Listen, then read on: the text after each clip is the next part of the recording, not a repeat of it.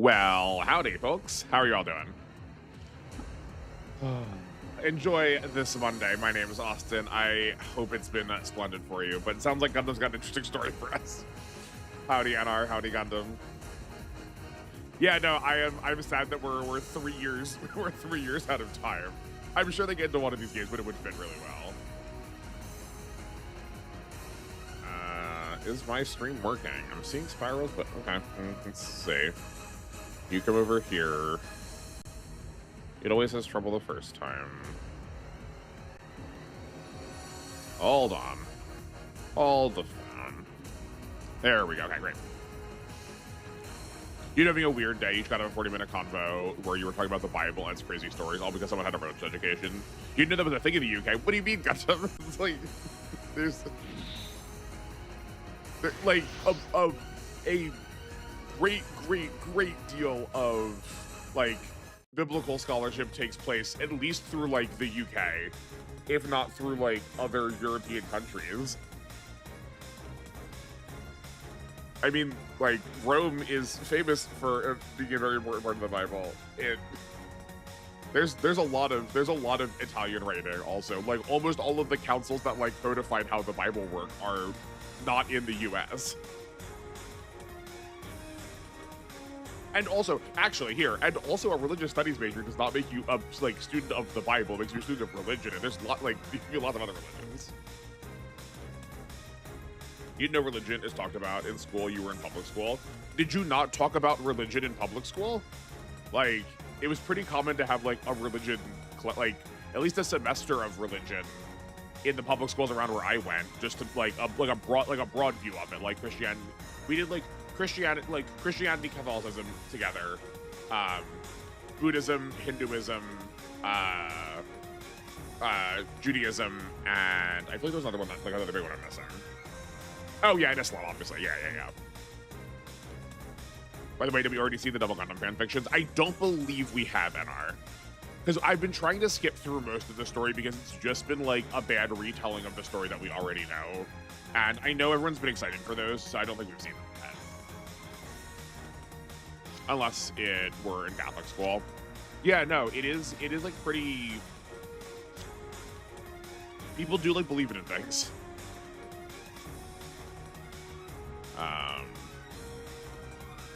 How was my day so far? My day has barely been excellent so far. I did not sleep well.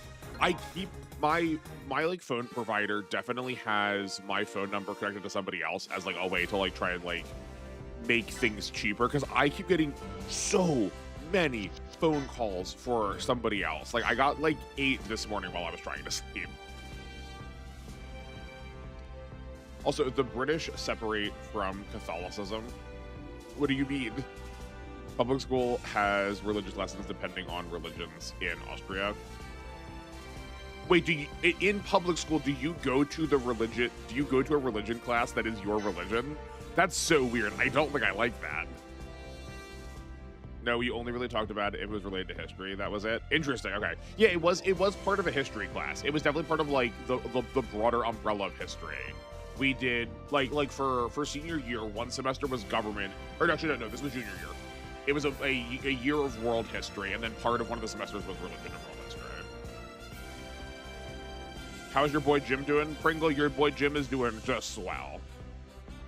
You swim 600 meters today. Proud of yourself, 400 at once, another 200. Being the least athletic person probably here, I can't tell if that sounds like a lot, but that seems like a lot to me.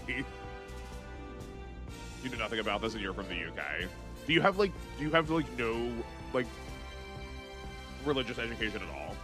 Then again, you don't think about religion like that. You're Christian, but like you'd say you're a wax Christian. Yeah, we have religion in the curriculum, including beginnings of school mass. Yeah. Well, yeah, I guess if you're at Catholic school, then like yeah, like that's going to be sort of like baked into it, you know. That makes sense to me. Fascinating.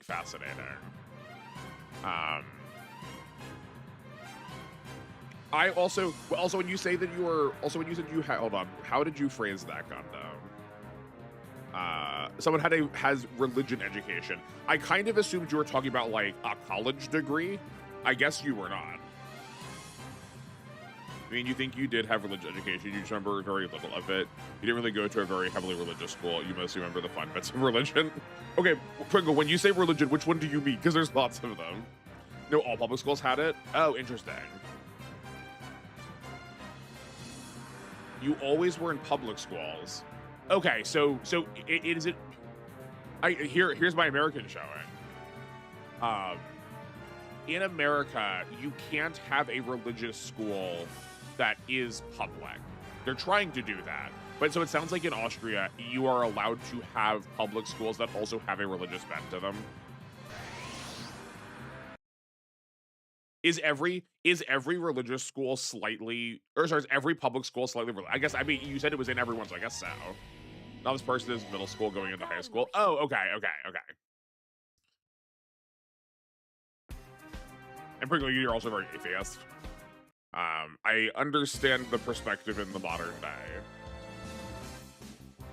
I certainly am not, but I also can't, like, give you a good answer to what I am. I have far too many weird supernatural experiences to, like, overlook them. But, like, that's not like a conventional religion to call that, you know?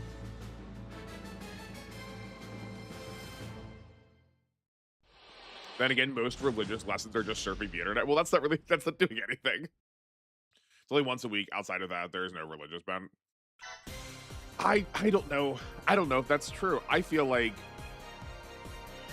if you have a religious bent at some point, there's probably other religious influence that's going on. Whether it's overt or not is maybe the question. But remember, to be fair, it may have been mixed in with history. You'll be frank. You have a memory of a goldfish, that's fair. It's okay. You're registered as no religion. Do you register as having a religion? Do you have to register your religion in Austria? Like, you could be like confirmed at your place of worship. But I wouldn't necessarily call it a registry. Like, nowhere else other than your place of worship would have that information. Like the state wouldn't have that. But you did learn a lot about religion, mostly out of boredom. There are definitely some fun Google searches, but they can definitely also be quite misleading. Where is Amaro? Oh, right, he's up this here. Okay. You have to register religion since Catholics get religion's tax collected by the government. Fascinating. Okay, I did not realize that Austria was so religiously minded. I'm learning a lot of things. Thank you. This is very informative for me. To remember what you learned just from doom scrolling on YouTube or whatever you actually learned in school. You remember you went to a secondary school and surprised to teach two of how much you know. In hindsight, she was probably just being nice. Yeah, that's fair. I do wonder how much, like, how quality of an education you were getting from just YouTube, because I feel like there's doom scrolling is definitely the word there. Like, personally, Catholics seem the most extreme besides Amish when it comes to Christianity. Yeah, I mean, probably because you've not been exposed to, like, Eastern Orthodoxy, but there's extremism everywhere you go. I think it probably seems more extreme because Catholicism is marked by orthopraxy rather than orthodoxy. And praxis, and like required praxis, especially in the US, seems particularly aggressive. Every Christian holiday is a state holiday. Yeah. But do not confuse it with the USA. We have evolution taught and stuff. I mean, the USA does too. Like, it is... the US does too, NR. That is a state standard for every school.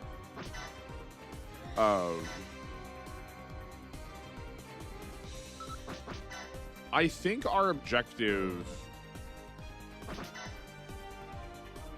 I think our landing point is down here.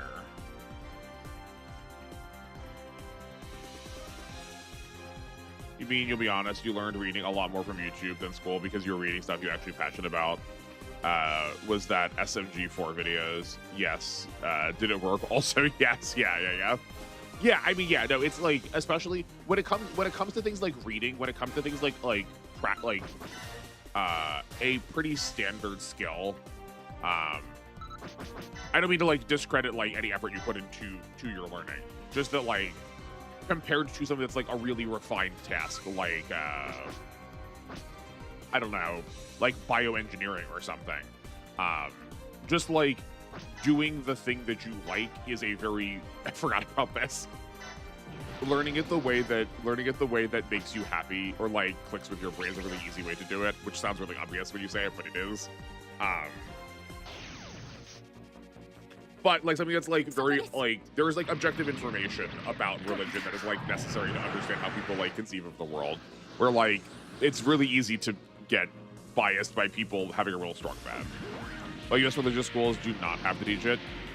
I mean, yes, that is true, but U.S. religious schools are also not public; they're private schools, and private schools can always teach whatever they want. Also, you're pretty sure we have more separation of church and state compared to what you see in the U.S.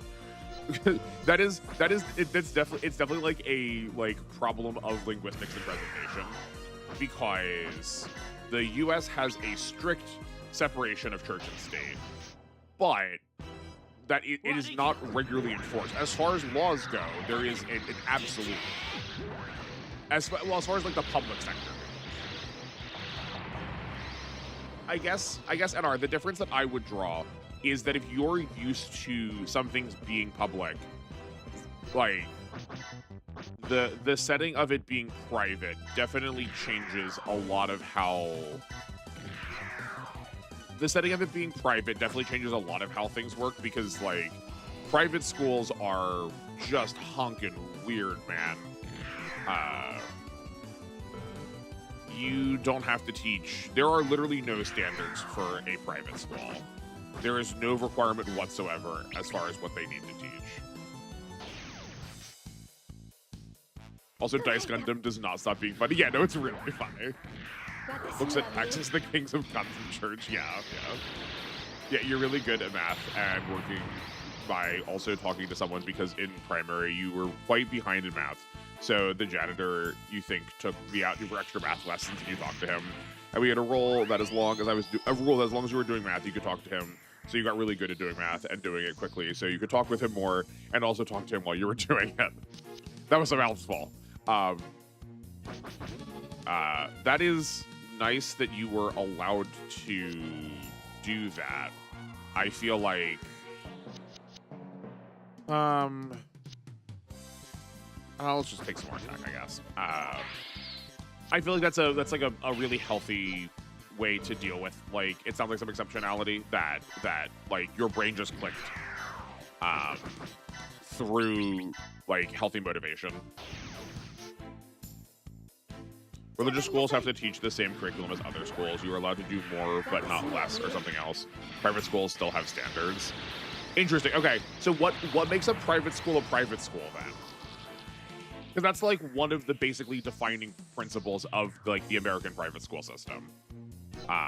Like, why choose said private school over just a public school then?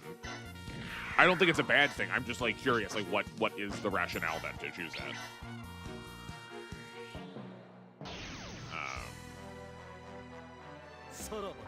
Again, you were special needs schooled because you're autistic.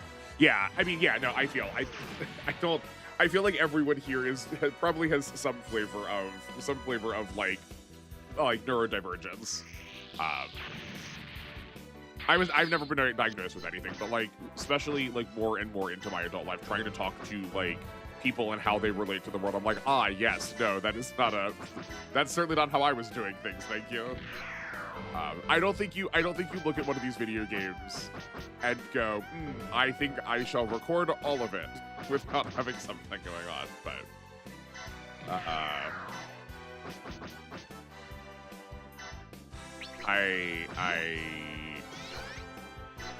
it's so expensive. I don't think we can do that.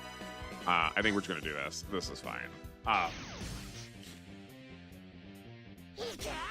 But I think we are also like, I mean, I'm used to the US and how much we hate like any amount of like neurodivergence. So I'm glad your education did not like crush that out of you. It's so hard. You also made a skill data sheet for, oh yes, I was gonna ask you, NR. It sounds like you were It sounds like you were cataloging things. I'm so happy to hear that. I might need to take a look once we get to V. Heroes of Chapter 11, also sad that IFS maxes out at 170 morale despite 210 being possible. Oh, interesting that it only scales up to a certain point. That's curious. This should still be the same rate. I don't know why I checked like it wasn't going to be. This is fine. Private schools cost more and are more exclusive. Also better teachers, hopefully. Okay, so the idea being is that they're like, it's just about higher quality education. I guess the assumption. So what does higher quality look like then in general? Because the assumption for like U.S. private schools is also to get a better education, but a lot of people render better as in a different thing being taught.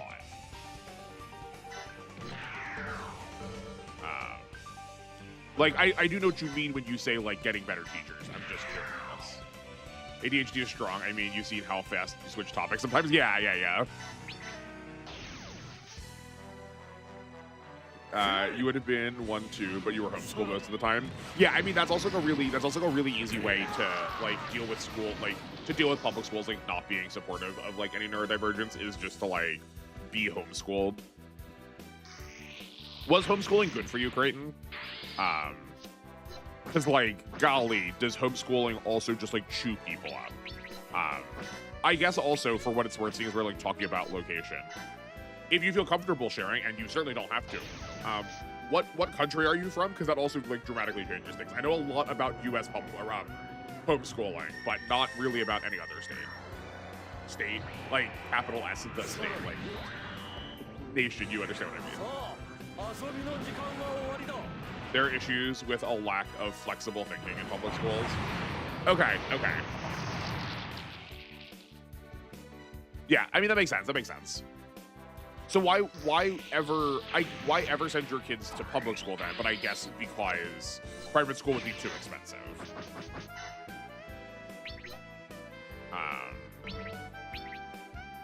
But at that point, why wouldn't you just want everyone to go to a private school? Like, why wouldn't the push be to get everyone to go to a private school then if they're just better? Your 50 fiefdoms, Florida, California, and Texas are the weirdo fiefs.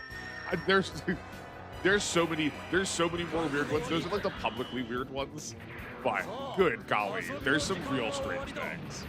Being in the UK, being neurodivergent doesn't really matter that much as it were much more supportive about it. That's good. We do things in place to make sure those people can do well. Private schools, due to my knowledge, address schools that have actual funding and better education because the U.S. keeps cutting funding in public schools. Yeah. I mean, wait, hold on. Private schools, to my knowledge, address schools that have actual funding and better education because the U.S. keeps cutting. Are you saying that about how the U.S. public schools work? Because that's not why U.S. public school or private schools are the way that they are. They are, like, designed to be exclusionary for, like, the sake of thinking that you're better than people. Oh, wow, you're not the only one from the UK here, except you're on the Scottish side. Okay, cool.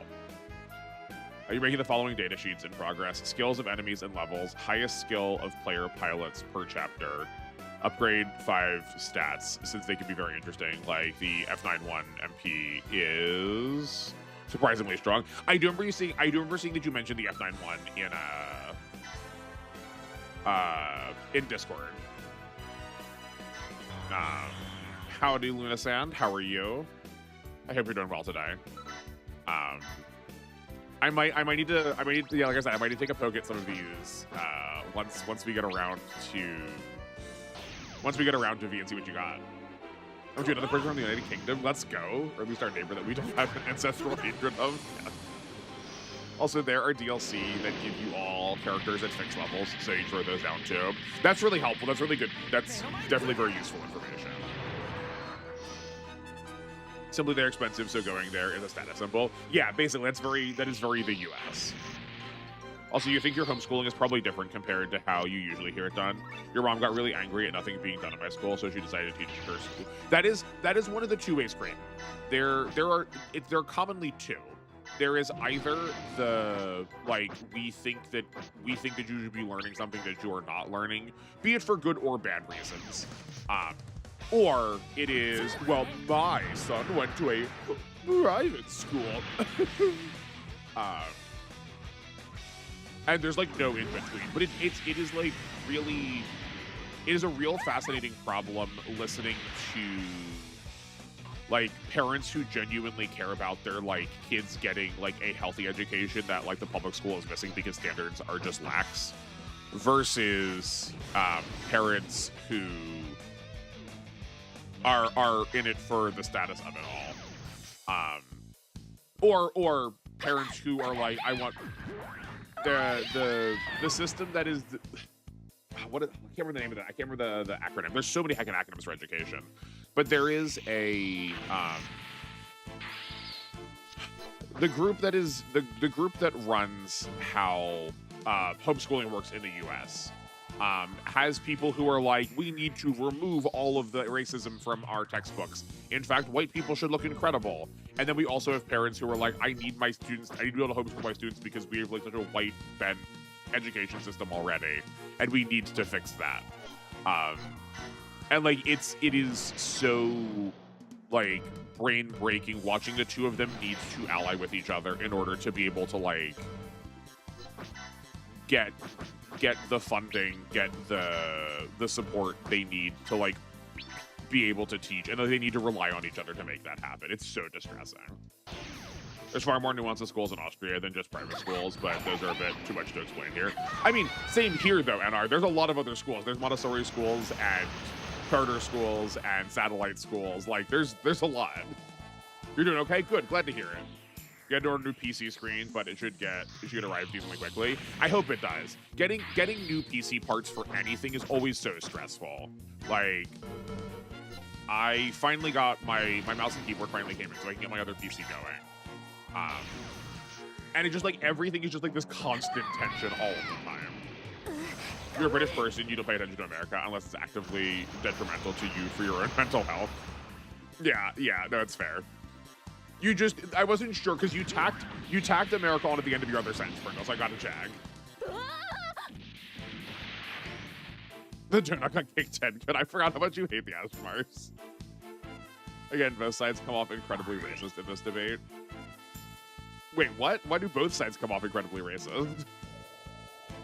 Did you go back to school for 1 year at high school and it was completely hell on earth when you think back to Scotland after that? Yeah. Your brain's just starting to get those lines. Oh, yeah, man, I hate those Lunasan. They're so stressful to me. I mean, Great Britain has enough problem of its own. I mean, yeah, like every country's going to. No, stop it. You remember when your state went through some things you feel were dumb, just like tearing down the Stonewall Jackson statue? You're no South Shall Rise Again guy, but I'm just more that that's history. Why? I think because you seem to be you just described it in a way that sounds like you've got a healthy understanding of like that's history. But for a lot of people, it is a symbol that like represents to them a reason why it should be present too. That celebrating something that is designed around people being hateful is like just not healthy to keep as like a status symbol. Both are racist since they center whiteness above all else. Wait, but NR, both what? People who are saying that we don't like. There are people who are saying that we don't teach enough education. We have removed a lot of Black history from education, and therefore we need to go back and make sure we are like teaching that. Like that's not racist. That's just like trying to deal with the fact that like, especially like in the US, the country is still wildly racist, and like we try to cover up so much of the like hateful things that we have done.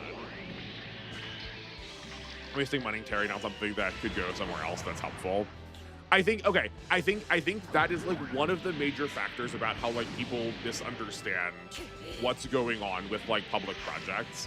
Because Gundam, I don't like that money wouldn't have gone other places because of just like how states allocate their funding.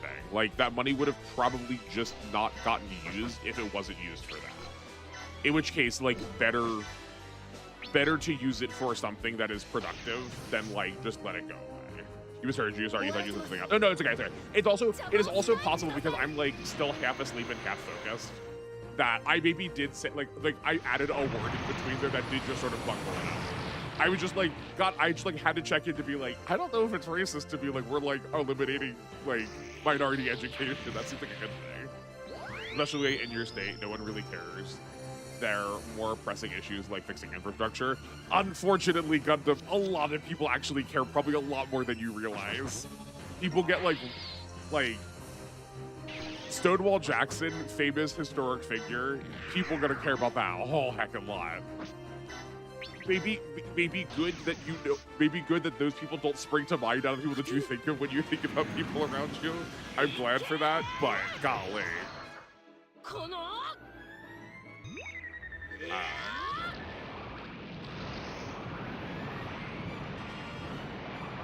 Well, unlike what Trump is using his money for, cough, cough, the ballroom, cough, cough, yeah. The archers, you love hearing about people's tax money going into a madman's vanity. Oh, man. I am, like, too stressed out right now by the rest of the news that is happening in the world to, like, go too deep on religion or, like, geopolitical conversations today. Like, this amount is, like, probably fine, especially as we're, like, warming up.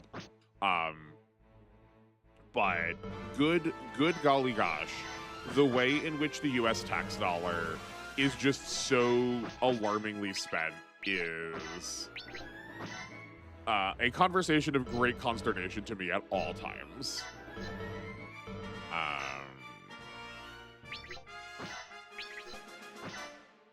We can probably kill the one we chipped already with the side attack. Thank you. My controller just stopped working there. That stuff is so dumb, but tax misuse is sadly too common. We see it so much over. Oh yeah. Well, yeah, because the problem is that a lot of legal code is written such that it is not actually misuse. It is just dang, we were a little short. Okay, it's just that like what people think of as supporting, like it is just a matter of like different priority.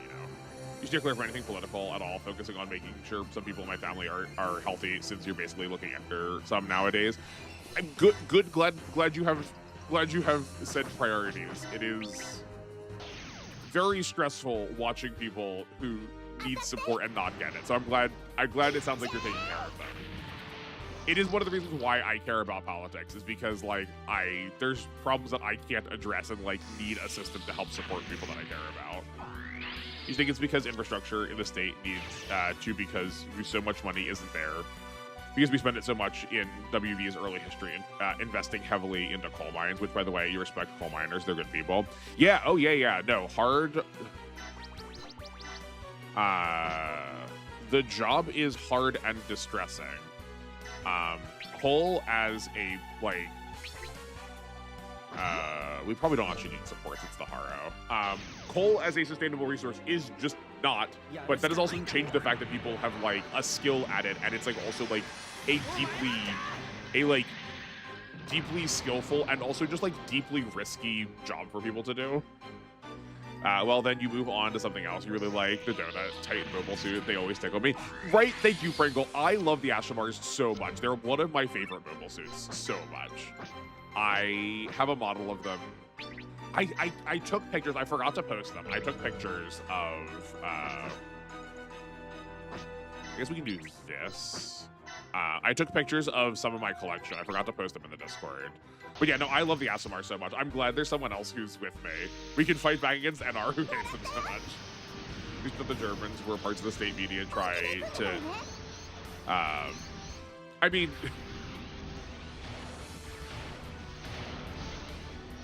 no need to point fingers at art. Like, that's like the way in which we are unwilling to trust, the way we are willing to trust men and not trust women, especially around those conversations, is really, really stressful. And it's hard to kill early. Yeah. No, it is a like deeply lethal profession. Well, you're sure you'll be glad to know in Zeta you can get one, and they're actually pretty good. Oh, not Zeta, in Z. Oh, like in Super Robot Wars Z. Do you get Baran as a pilot? The victim doesn't win. Oh, that's really surprising. Okay, I mean, like, still the point remains that when you have an assailant who is masculine, we do tend to just sort of not question their intentions a lot. It's very frustrating.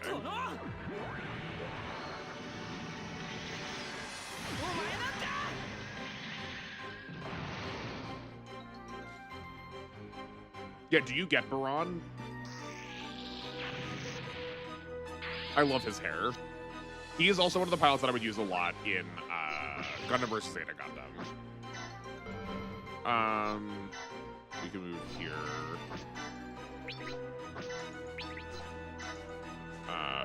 Yeah, like this. No, it has a bizarre system where you can buy mobile suits and walking machines. Oh, okay, cool, okay. You can't pick a favorite in this game. There are too many to choose, but generally you love the Crossbones Gundam and other mobile suits. Yeah, I think it's like, I think we all kind of like these games. Part of the reason why anyone likes any of these games is that there is just access to Crossbones stuff, and Crossbones gets done so dirty for so much Gundam media, you're never gonna see it. Baron Blutark is such a name. Yeah, it's such a Gundam name. Oh, wait, is that true? Is it true in Alpha Gaiden 2, NR? I wonder what else we get in Alpha Gaiden. I need to be careful, so we didn't actually talk about the objective. We went like right in the chat. So if we kill everything on the map, then Amuro can't get to his position. So we need to leave at least one thing, which is fine. I won't make that mistake again, but I wasn't sure because of just like how things are worded here and what I'm used to from Super Robot Wars. It is funny that I mentioned that, and since then I have had 2 different missions, one on the screen, the last alpha video that I published, and then we need to move down one more space, and then also the like second to last OG map that I played, where I did kill everything and it didn't just take me to the arrive objective, but I had to actually walk myself in. I was like, I've never seen that before, but that's just because of things, I guess specifically the games that I had played. You learn how the bizarre system works in Alpha Gaiden. Why is it bizarre? I'm so curious. There are also secret units you can find in caves. Wait, in which game? In this game or in a different game? I do like finding secrets like that. That seems fun. I do miss when games had secrets like that. They were I always found doing that kind of thing really pleasant. That reminds you of all the Tekkaman. The Tekkaden kids are cyber new types, which you just noticed on the second watch. Also, it hooks so much better than 00. You need to watch 00 further. Well, NR, you can join us for 00, because 00 will for sure be on Anime Book Club at some point. If you like, obviously get ahead of it if you want to, but we'll definitely do it on the channel at some point. So makes sense that in Crossways they all have awakened. Yeah. Oh yeah, you found this funny video where all the pro tags rank their rivals in Gundam. Everyone gets F because they remember how much they suck. Only Masturation. Yeah. Norris Packard and Christina McKenzie got S's. I also, like, I don't understand how we conceive of 0080. Like, Christina McKenzie is the main character in my mind in 0080, and like she and Bernie are equally the main characters. It's weird to me that we think of it as like the Bernie show. Maybe it's been a while since I've watched it. Maybe I like forgot. I just really liked her a lot, but no, like Market Bazaar TTS is weird. Okay. Oh, got it. Not Bizarre as in strange. Never mind. It's the text-to-speech again. I got it. Bizarre as in think you go to. Never mind. I'm caught up, Pringle. Sorry. That's not you. That's not even the TTS. Like, I probably could have sussed that out if I wasn't like, if I didn't feel like I got hit by a train from not being able to like get a full night's sleep last night. As long as secrets are reasonable to get, since you know some secrets on other games are way too convoluted. These games have really convoluted secrets. I don't mind a couple of convoluted secrets in these games as like okay, you play it 3 times, 4 times, and you like sort of piece together a little bit more each time. I do like a longer, deeper secret that like you get your friend in on it too, so like you both try to like figure stuff out. I really miss the time where games encouraged you to like get your friends to try out a thing with you, and you like go back to your friends and like talk about them like at recess or like between class. It was so good. I love doing that with like Zelda Link to the Past. That's like one of my favorite memories of playing games as a kid. You have to play way more Alpha Guidance since you've never seen it in nature. Yeah, I'm if you can't tell from my conversations during the actual videos, I'm so ready to be done with Alpha, and I'm so ready to move on to Alpha Guidance.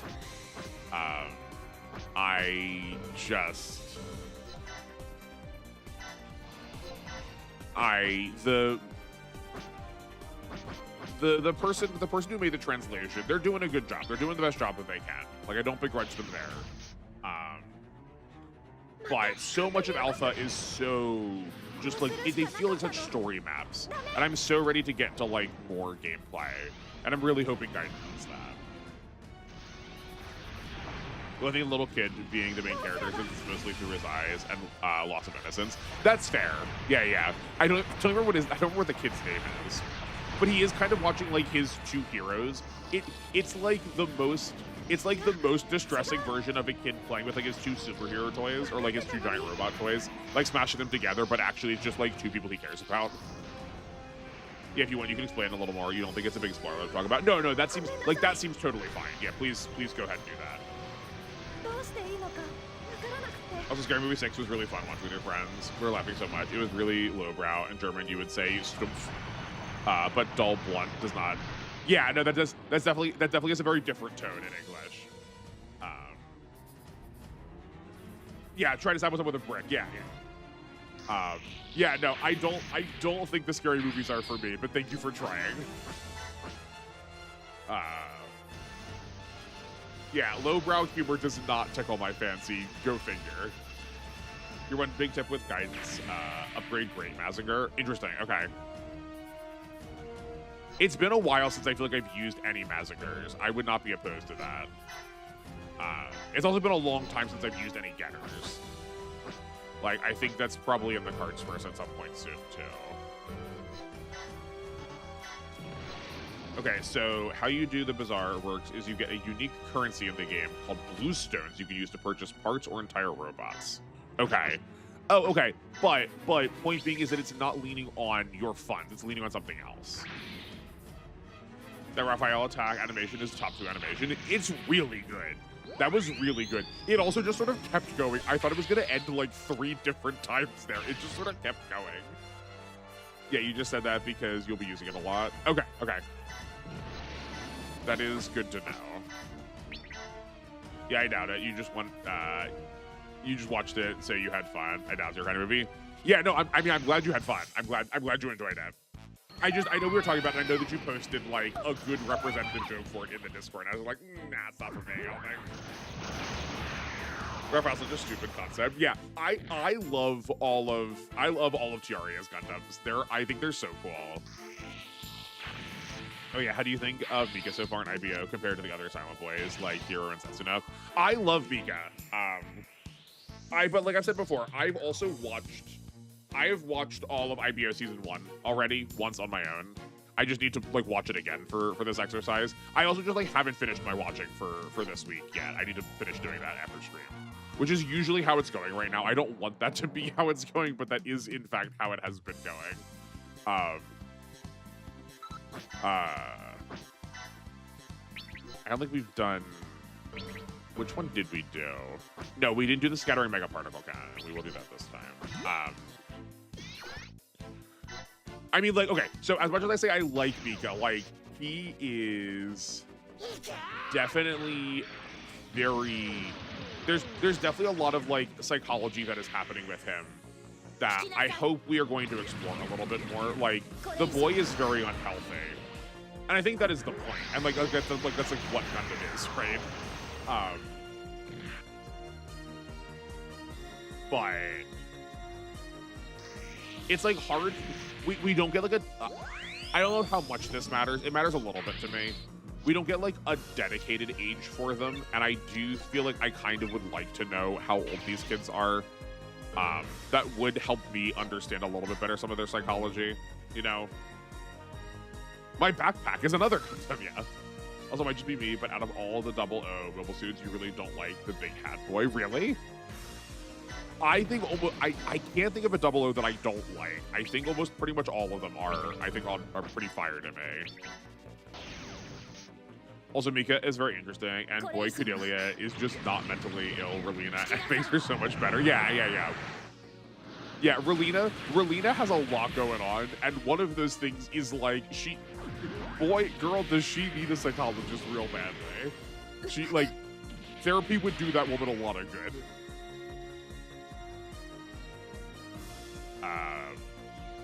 Yeah, but yeah, and our two villains are basically just like Char and Garma if they weren't trying to kill each other. Game original mobile suits and Gundams are really damn good in this game too. Yeah, that does not surprise me. They want to like make sure they give them a really good look. I do think because we don't have anything to go for. Once we get to intermission, I would like to look at a couple that I remember from like I think I might want to get the Encounters in Space mobile suits that came out in that game, because there's like a thing to work towards now. Yeah, you really dislike how the Phoenix Gundam is so badly nerfed in Genesis. That's a shame. Yeah, the Phoenix put in so much work for us. Like, it is the reason we were able to get out of early game, definitely. Cordelia is also your favorite of the rich girl archetypes. Like, if you had to rank them, Relina, Marina, and then Cordelia. Yeah. Yeah, no, I like Cordelia the most so far. Yeah, I guess I will say I don't remember a lot of the plot. I remember a lot of the vibes of a lot of these characters. So I'm curious to see where Relina, like where Relina, where Cordelia goes. You think the unknown ages are on purpose since they are orphans with no identification? Yeah. No, I guess I don't need specifics, but like, I would buy that Mika is 12 as much as he is 16. And I do think that changes something a bit. But like, no, for sure it's on purpose. There's ambiguity. And also just like, more than just they are orphans, as like, well, if it's more distressing to you that they're 12, then like, think about them being 12. Like, what does that mean? This is your first Gundam bias, by the way. Oh yeah, no, for sure not.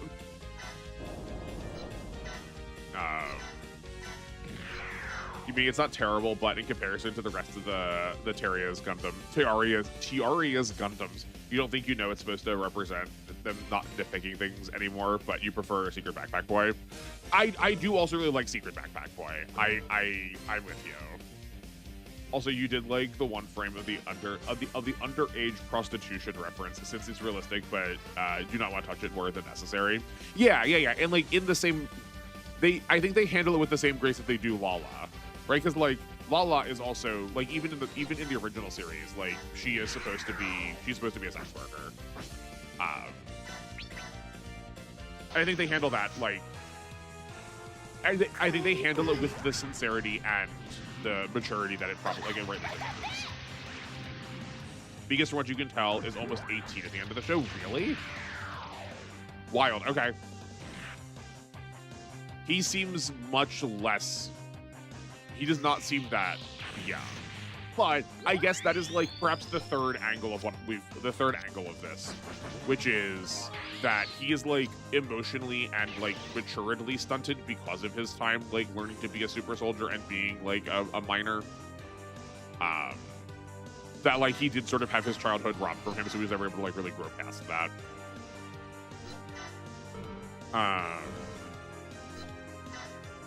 Okay, hold on. Also, her hair looks like a helmet and makes fun. Yeah. No, there's a lot of. Miko was 15. Miko was 15 at the start. How Gundam? How do you know that? Tell me how you know these things.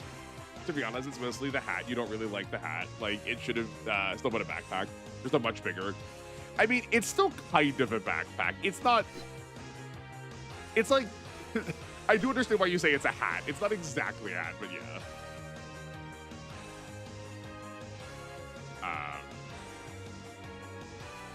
Yeah, yours are just guesswork on our. Yeah. No, I'm with you.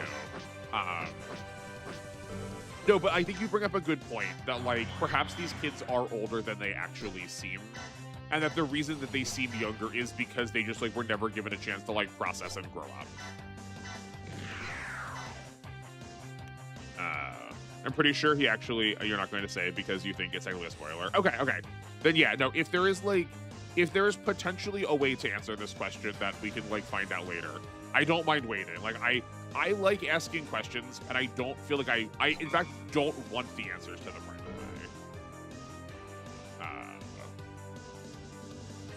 Also, a lot of the Tekkadan kids are undernourished, so they are not that big compared to human debris that become slaves later. That's also true. That is also true. Yeah, again, symptomatic of the setting of like where they're coming from. Oh, incredible! We could be using this, or we can't use it every turn, but it's fine.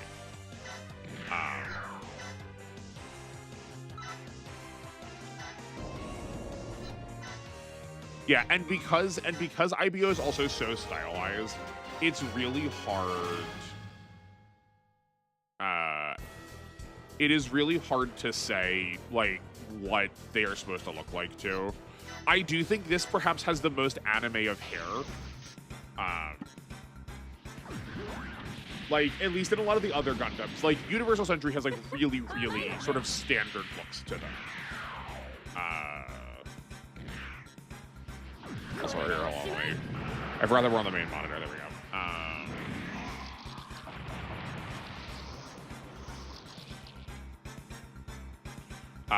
But a lot of the other hairstyles look like they could be an actual hairstyle. We're like, what is Mika's hair? What is Orga's hair doing?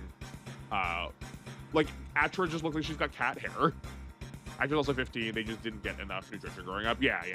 But like Atra looks like she looks like I know a 15-year-old that kind of looks like that. Like Mika and Atra are both about the age of Kudelia, but she is far bigger than both. Yeah, because she is like full nourishment, being like raised as a rich kid. Hello, llama.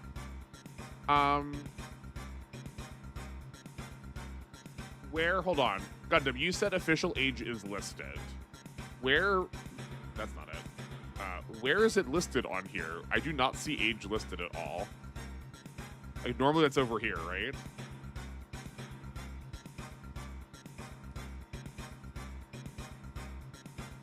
He grows at least 2 years. I mean, the whole damn not having enough nutrition thing kind of falls apart with Mr. Muscle Mountain over there. I mean, yeah. There's some people who just have like real strong metabolisms. You don't remember names, but it's been a hot minute since you watched IBO. Well, join us. Oh, right, yeah. You had talked about trying to join us. It's the watchability problem. Yeah, or just using a different website. This is the Gundam wiki that I know.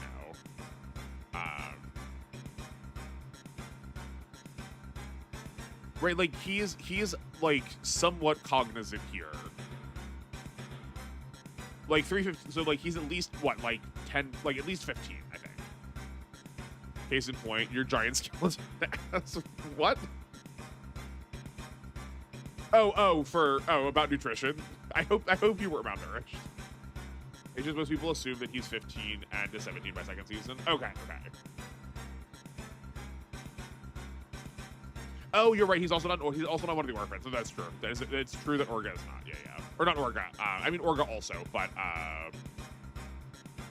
the guy who pilots the Gushin. I don't remember how the show's gonna call it, but it should be called the Gushin. Guisson.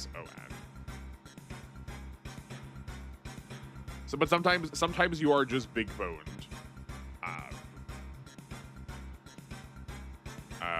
Yes. Sure, you're not taking any damage.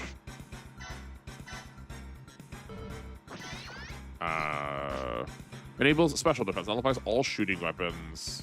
Yeah, that's fine. Yeah. Also, human debris are adults with similar build as normal adults. Yeah.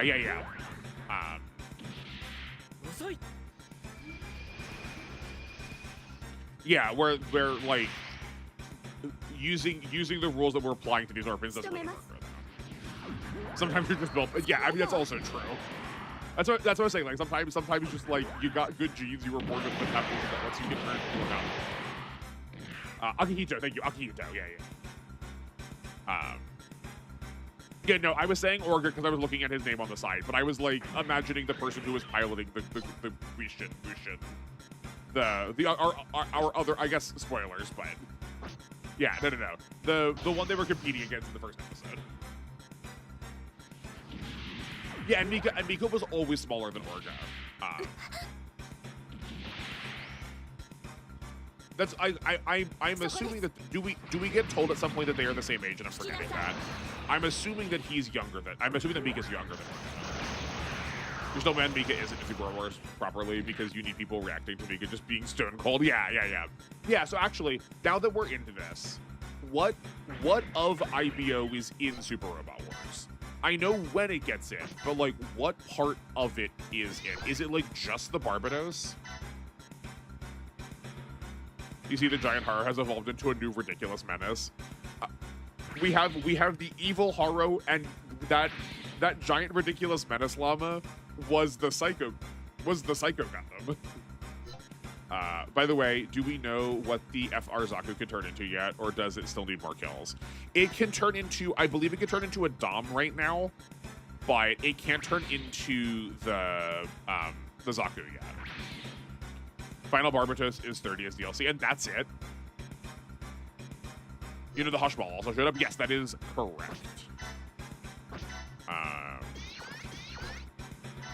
But once this mission is over, NRW will take a look. As well as the other final mechs. Oh, okay, cool.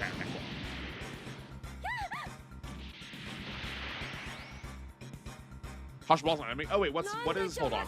What's the other angel? What's the TRA one we're just using as angel? I'm forgetting my names all over the place right now. Or I can just look at this way.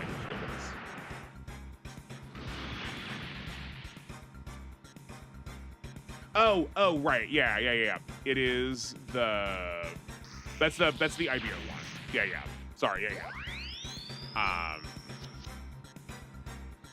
I think you just need accuracy. Behold for my spider shield. In 30th DLC, you have Augur as a really overpowered supporter. You also get the 2 takedown Gundams and McGillis' Gundam. Okay, so there's actually properly a decent cast there.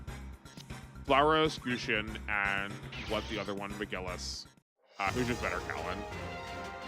Oh, yeah, Bale.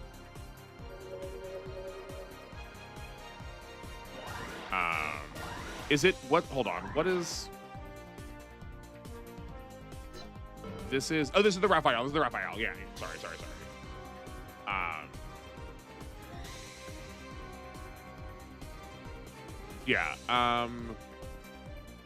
I do need, speaking of, hold on.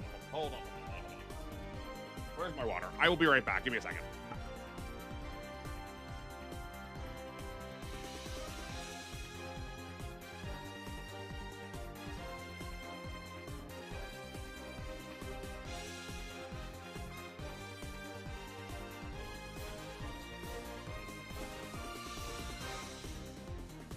Okay, I'm back.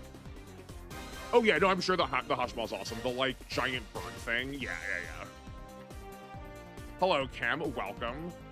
Yeah, no, because of like how this game's momentum works, I just get like so frantic playing this. Tell me this is not the first time where you guys have told me things. I'm just like, yeah, sure, whatever. And it just like goes in and I like can't filter it correctly.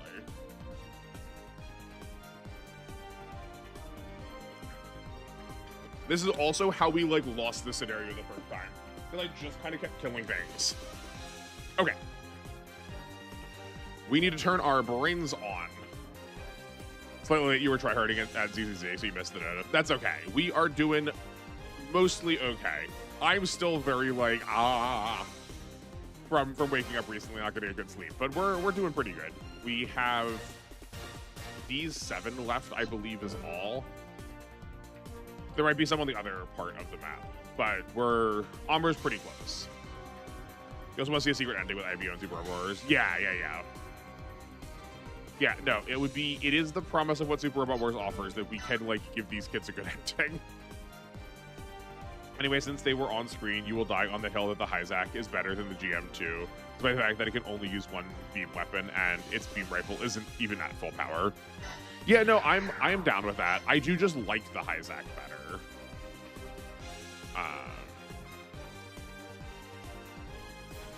This has... Hold on. Not conditions. Break triggers. Amuro gets to it. Oh, right, yeah. The bottom... This one is the not... object. This one's not the bonus. The bonus is one less than it. So... Oh, thank you. It's got 8 movement and it has anything. Okay, so 1, 2, 3, 4, 5, 6, 7, 8. 1, 2, 3, 4, 5, 6, 7, 8. Okay, so we'll get there in time right now.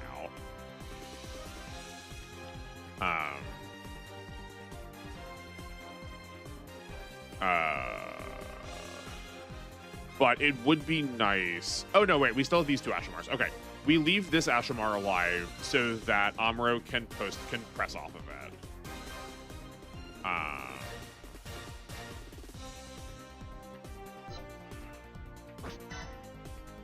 Okay. Then we can... I guess we can just punch this with Master Asia.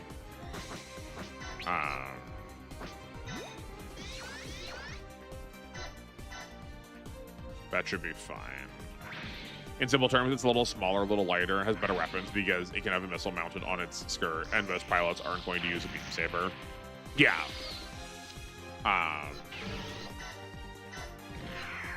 Yeah, I think the UFSF mobile suits are almost too generalized after a point.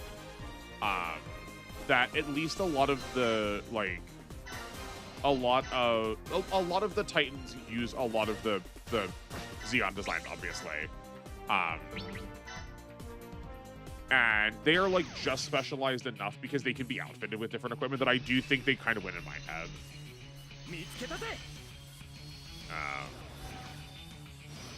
You also get to keep the Mika Devil Mode mechanics. That would be cool. You feel perhaps a little more that could have been done to differentiate Hyzak from Mizaku design-wise, though it does make it very, it makes a very unsubtle metaphor. Yeah. I feel like because the rest of the mobile suits are all just so different by comparison, though, that it's probably okay that we have one that just is so directly connected.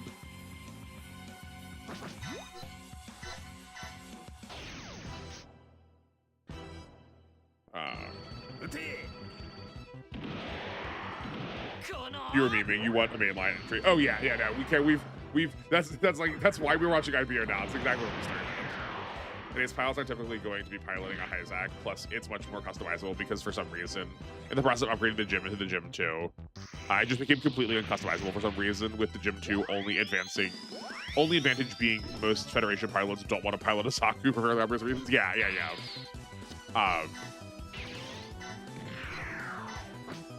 Yeah, right, they wanted to be so generalized that it could handle every situation as to make it, unusable so often because it, can't be customized for each situation.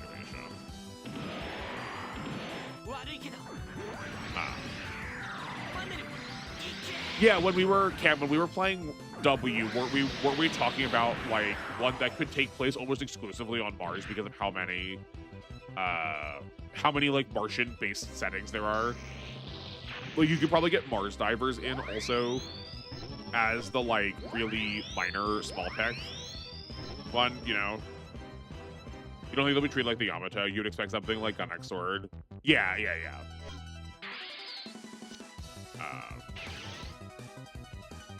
You'll take credit for shoving IBO until it got through. Oh, yeah. I mean, at some point it was always going to be on there because it was something that I needed to rewatch anyway. But you can definitely get credit for getting it on that list as soon as it did. Yeah, no, I think you get to add your name to that credit list also, right? Both of you petitioned for it aggressively enough that I was like, yeah, we can move that higher up on the list. I do think when we look at the list, I do want to make a couple of changes. Slash, I want to get people's perspective on what they actually probably don't care to watch at all together.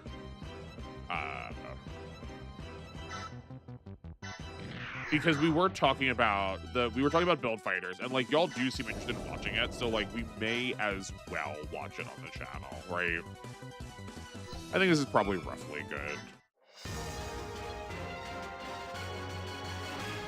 You really like the Yamato method of having one core anchor show. Yeah.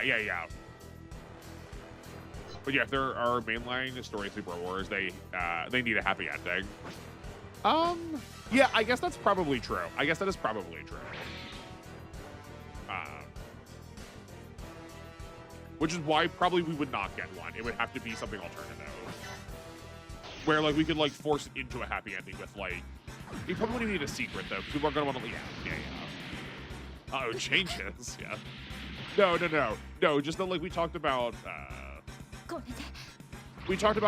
watching some things that I was like, oh, I'll watch these on my own, but like y'all seemed excited about watching it, so we may as well. Rise is worth it. Any other build show, not so much, unless you just want to see cool alt mechs. Yeah, well, yes, that's the thing, Cam, is that it seems like a lot of people were like, they wanted me to watch them. They wanted to watch them with. Fine, that's why like getting the vibes on it. Some K-Factor type stuff. Welcome, Mellow. Hi. Don't a lot of you believe, okay? Factor, for example, is a guaranteed happy ending. Okay. Which honestly is a big reason why Xeon lost his 1 year war. Too many mobile suits that shared almost 0 parts. Big reason the entries to do United. Big reason the entry to do the United maintenance plan, but too little, too late. Yeah, well, I think there's like a combination of factors that are involved in there, Pringle. That like quite a number of studios were also sort of like, not studios, but like there were a number of different like groups organizing things. Organizing around trying to design stuff. To get Xeon's attention. So like they were sort of splitting resources as they were like fighting with each other, which is just like how a lot of like the Wunderwaffen worked. Plus, you feel like working for IBO should be the thing because without spoiling the ending, IBO fits so thematically and logically. Yeah. Although you defend the ending of IBO, you think it's a good conclusion given that child soldiers do not have a good future. Yeah, like I know IBO does not end positively,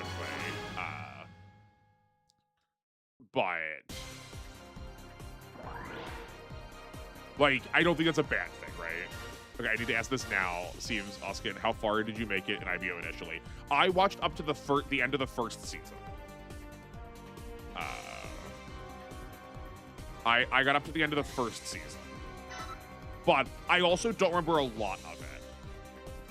So,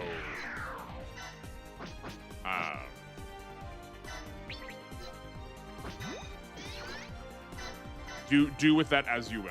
I think your aggressiveness to censor is probably apt, yeah. But you can see Super Wars pulling what they did with Shinji, giving to people that have positive impact and avert the bad ending. Yeah, I do think we could do it. I think we could do it. Star Wars can't see one spoilers. Is that why you're being careful? Yeah, no. I would say be careful with it anyway too. Like, I probably what will happen is I'm going to go, oh, that sounds familiar, and that's what's going to be. No, I appreciate it. You're very good. You're very good at doing your job. I think your want to be careful is exactly right. Okay.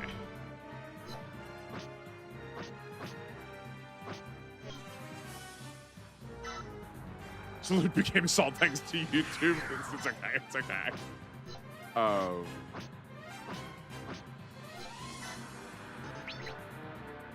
it's dead because we have this thing supporter. Okay.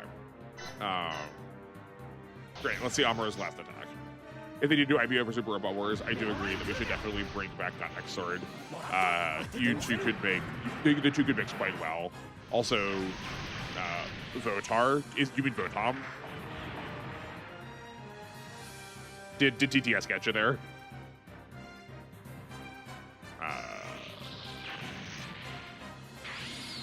Okay, that's good. Amuro has landed. Let's actually get the overlord this time.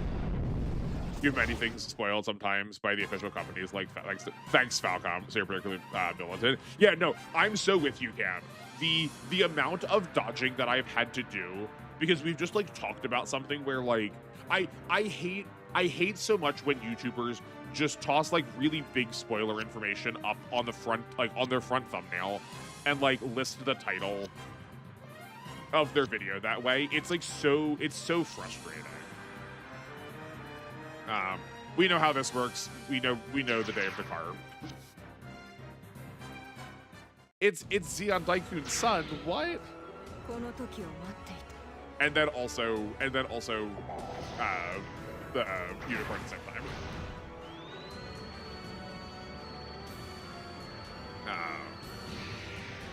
Yeah, the series has this group dog. Yeah. But like I could have seen Voltar being like Voltron also. I could have seen TTS getting you a couple of different ways with Voltar, so you gotta be sure. But you never want to assume your stance boundaries. No, I appreciate it. It's you're very good for wanting to check it. You are joining part of the IBO talk, but I've also not finished watching all of my episodes yet for this week, so there will be more of it. Don't you worry.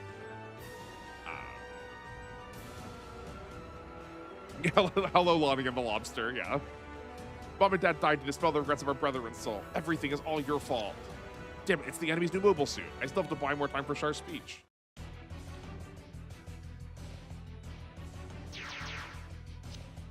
There they are, the Xeon remnants.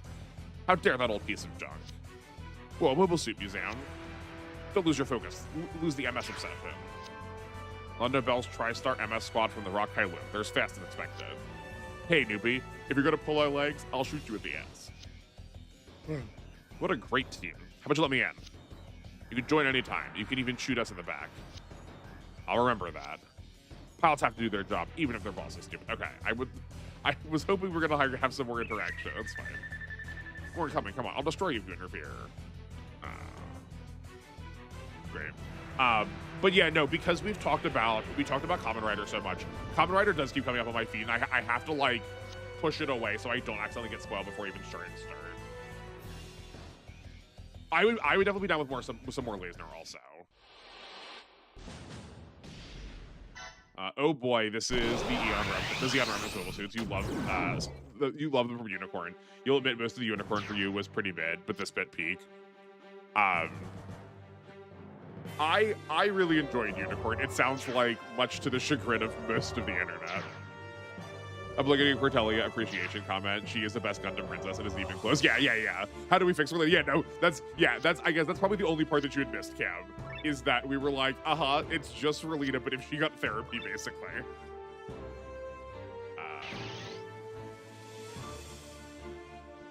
Is this because we got to see Aquatic Xeon MS kick ass? Yes, 100%, you're by it. Yeah, no, I love the Aquatics so much. They make me so happy. Kamen Rider Double could reasonably be added to Book Club. Oh, yeah. It's in Y, you see, obviously. It's totally fine. If Rain defeats Lonnie? Okay, cool. You mean you do like Unicorn? It's not your favorite, though? Yeah. Her first impression meeting Vika is one of your favorite moments of IBO. It's so early, but it's also indicative of IBO's mission statement. Yeah, absolutely.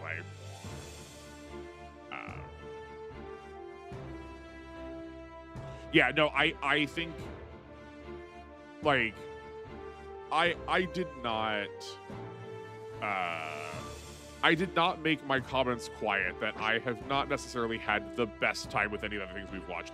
I'm glad we did. We definitely should. We definitely needed to. But it's nice just having something that has writing that I like in it. It's just refreshing. Are these right on top of each other? These are right on top of each other. That's so annoying. Yawn. Okay, so we can't quite get to the Ifrit. But yes, also the Ifrits are here. I love the Ifrits too. They're so cool. I can't remember what button to actually queue in and look at them. But we need to kill... I want to kill this one sooner than later. Try and stop it from getting in the way of Riddy moving forward. I think we're only going to move Riddy forward. I think we're going to leave these 3 Goopers and Majestas back here.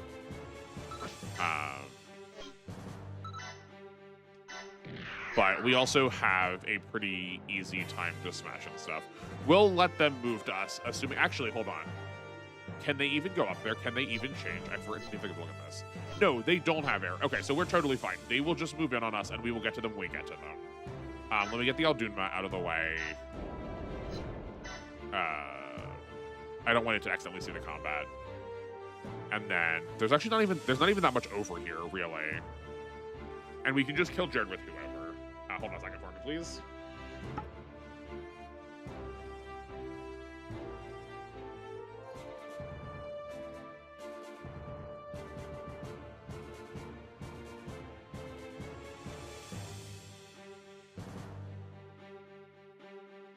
Hi, okay. You also love our MC working for a private security company, at least eventually. Yeah. It is at the very least a, like, it feels like a different kind of position than we've had a lot of our MCs in before. This should be good.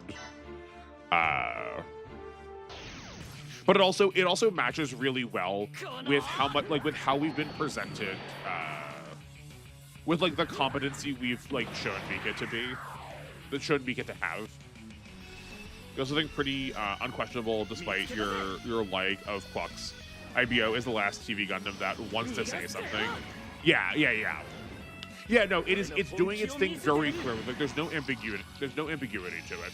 Like you can definitely very easily divide media into those 2 categories, into it's trying to say something, your goal as the audience is to figure it out, or it's trying to say something and it puts it very like clear on the tin what that's trying to be, and you're just going to see what that is by the end of it. And I definitely think in the order that I listed them in, IBO is in that second category, hands down.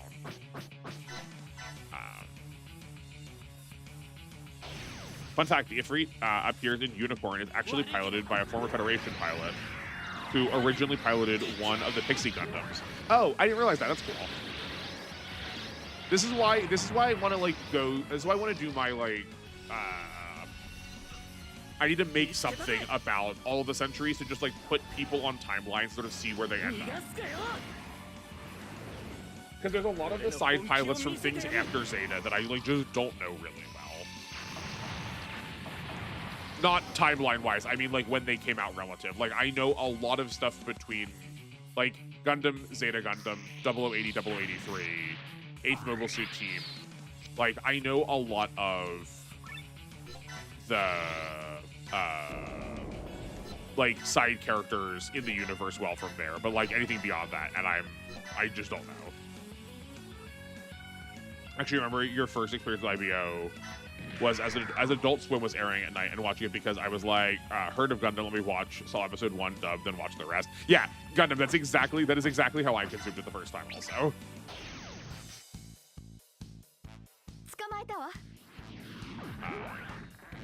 Some question, are you watching IBO in dub or sub? The dub is so surprisingly good. Cam, what I'm doing is both. I'm just watching it 2 times, because one of the things that I'm running into is I feel like I am reacting more than I am, like, analyzing. So I'm watching it once dubbed as, like, second screen content to sort of get myself familiar with what's going on, and then I'm taking notes in the sub. I'm taking notes on the subbed one that I'm just like full screen concentrated watching. The universe timeline would take you years. Yeah, I know, which is the reason why I have not started it yet for exactly that reason. Also gets weird because manga and games jump back and forth in time. Yeah, but that's also why I want to do it though, because I think it is absolutely psychotic that we don't have a good way of being like, I want to experience this in order.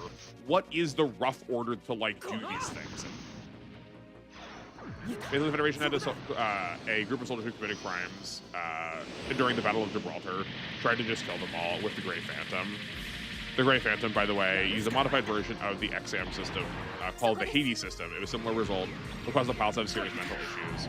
So, like, those experimental systems from the UC. Yeah, no, I know that which There is a game that covers that. Am I wrong, Pringle? I'm pretty sure there's a compilation game that I have for the PS4 that I can't play because my PS4 doesn't work. Maybe it's a PS3 game. But there's a compilation game that has a lot of, like, I'm pretty sure covers that at some point. Also, it shows early for how Mika is cold-hearted. He still has a heart for his friends, but if you hurt who he loves, you are dead. Yeah, like it's very emergency conservatism. Like, he can't afford to like spread his emotions out. He has to like be able to protect his own. And if you are not part of that in group, you are like part of the out group, and there's like no in between. But like all of the trauma from him growing up, like sort of has taught him he has to behave that way. Otherwise, it means death. Also, IMO, it's very understandable violence. It doesn't feel over the top. Yeah, no, like everything feels very purposeful. It still feels tragic, but it still feels very purposeful. You should watch it in German sub. That makes sense. Honestly, Mika is what Super Wars makes Hero post EW. Yeah, no, absolutely. Yeah, I would love to see an Endless Waltz Hero interact with Mika. That would be fun.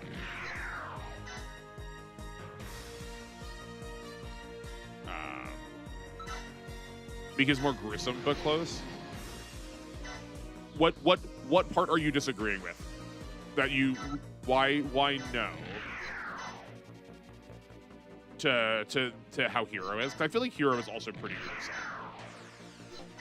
I think the reason if well hold on, let me see. Let me see what you're disagreeing with before I like straw man you. There is Mobile Suit Gundam Silver Phantom. Maybe that is what I'm thinking of. Maybe Silver Phantom is part of that compilation that I have. Crossbones is so scarce. Yeah, no, it's really sad that we don't have more things with Crossbones. You think Mika is more brutal than Hero? Yeah.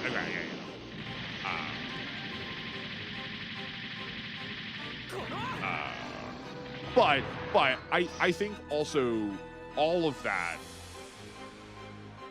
I think, is part of that modified by the fact that Mika is also very close range and Hero's very long range. Like, I think a big part of Hero's character is he is able to not deal with the consequence of his actions nearly as much as other pilots do, because he can abstract them from just like being a far range pilot. Like, is that not part of the point of his character?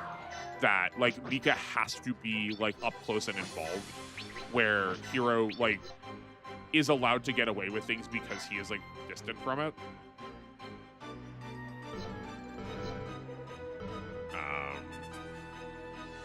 Hero, Mika, and Setsuna just have a whole stare off. Yeah. Okay.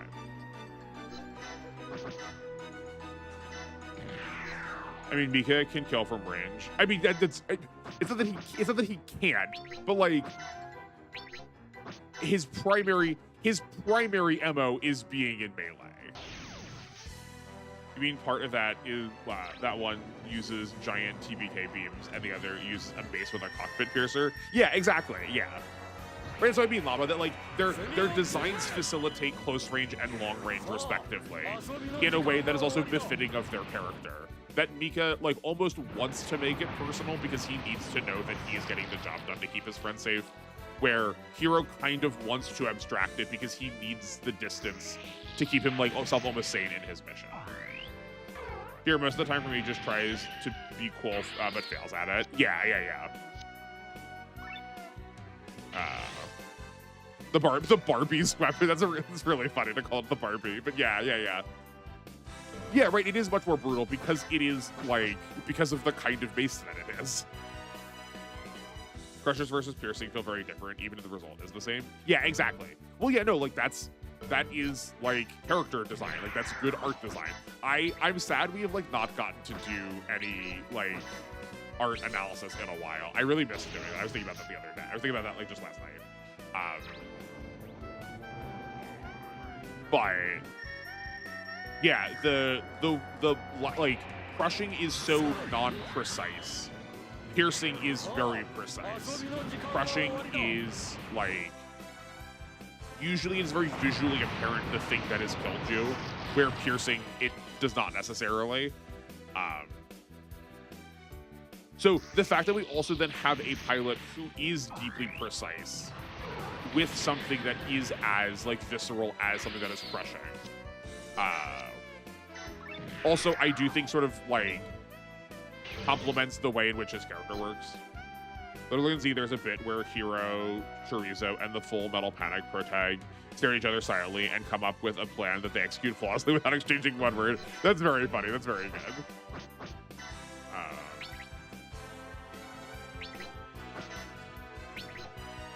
We could get closer for this. 1, 2. Yeah, 1, 2, 3, 4. We could go here. And then hopefully they won't try and dodge. No, they still try and dodge. That's fine. Also, Mika weapon makes it much more personal, which contradicts greatly with how hands-off Mika is and nonchalant he is about the enemy. Yes, yeah. What's what I mean, right? That like, because to him it is not about I need revenge. I need to kill these people because like what he wants is to extract violence from them. He needs to know that he is the one that is taking care of protecting his people, like fundamentally at like the end of the day. That like the thing that is core to all of his action is his need to like. He needs to be, it's not enough for his people to be safe. He needs to be the one that makes them safe. Again, your opinion is that, especially Endless Waltz Hero is way softer. Wing Hero would absolutely do what Mika does if he needed to. Also, Hero cuts his opponents often enough. I mean, yeah, no, like these are not absolutes. But, and like, I think the reason, but like, I think these are complementary ideas that the reason we have made Endless Waltz Hero softer is we have made the mech even more specialized in range. We have given him more distance. We have made him sort of more of this like death from above. You'll never see it coming. And like in some ways that is like almost grace to like not know that the end is here. And that he doesn't need to. His violence is not done out of a like, his violence is done more out of a sense of mercy. Yeah, it's funny because, yeah, in this order, you saw IBO, then Wing, then Double O. And those are just like, Hero really does just unsuccessfully try to kill himself. Yeah. Because at best, he is a tool for Orga to wield. As long as long as people he cares about survive, that's all that matters. Yeah, exactly. Yeah, but I think, the emphasis I was trying to place is that I do think it matters to him. I know that's what he says, but I think what matters to him is also that he is the person who gets to do it. Like, as much as he is a tool for Orga, I think he also doesn't want other people to be a tool for Orga.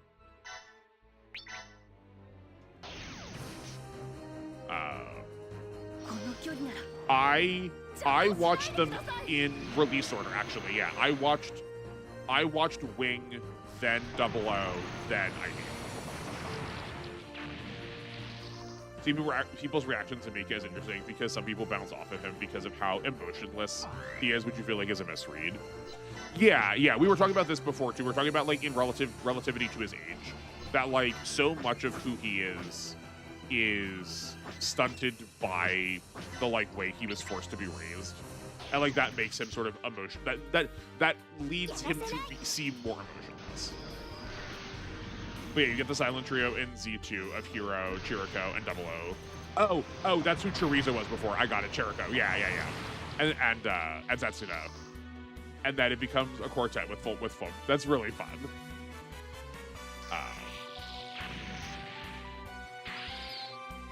Yeah, right. No, he definitely has shades of revenge, and that's why I framed it as like the core of what he is doing. Which is not to say that like other things can't be part of it, but there is like a still central tenet in the middle of that. Howdy, Tricky. How are you doing? Also scoffing how Crank at how he stomps the bubble workers. Yeah. I think I said it earlier, but you see Mika as a hero with something to lose, and when you have something to lose, you fight 10 times harder. Which Pringle, I think you could also just as easily say when you have nothing to lose, you are willing to fight so much harder. because like you can fight with reckless abandon if you have nothing going. Like if like you don't care if you come back. Because as much as Mika also like would be fine sacrificing himself or sacrificing any part of him, he does also kind of want to be able to come back to make sure he can keep fighting the next day too. How's it going? It's going pretty well. I did not get a lot of sleep, so I'm. Oh wow, that did so much more than I was expecting. So I'm a little out of it, Tricky, but we're like mostly getting this mission pretty clear. We're talking about Iron-Blooded Orphans right now. Please be careful about spoilers. I also haven't finished watching all the episodes that we said we were going to watch for this week. So just keep that in mind as you're talking if you have seen it. Really, do you feel like Mika has more layers? Yes, yeah. Yeah, I think the reason we can keep, like, I mean, like, the reason we can go back and forth like this is because Mika is just, like, actually really rather complex. Shuji comes across more emotionless than Mika. Yes, yeah. Definitely.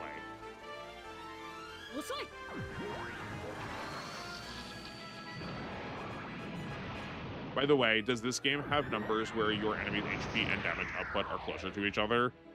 I have no idea how the formula works for this. This is my first SD Gundam G-Gen game. I played one SD Gundam before this, and it did not work like this. But I have no idea how the numbers work in this. They seem all over the place. It is not helped by the fact that there's a couple of weapons that do get bonuses from your stats in ways that other weapons do not. The Super Robot Wars units feel like they have 1/3 of what the enemies are, but also able to dish 2 to 3 times higher damage than that. Yeah.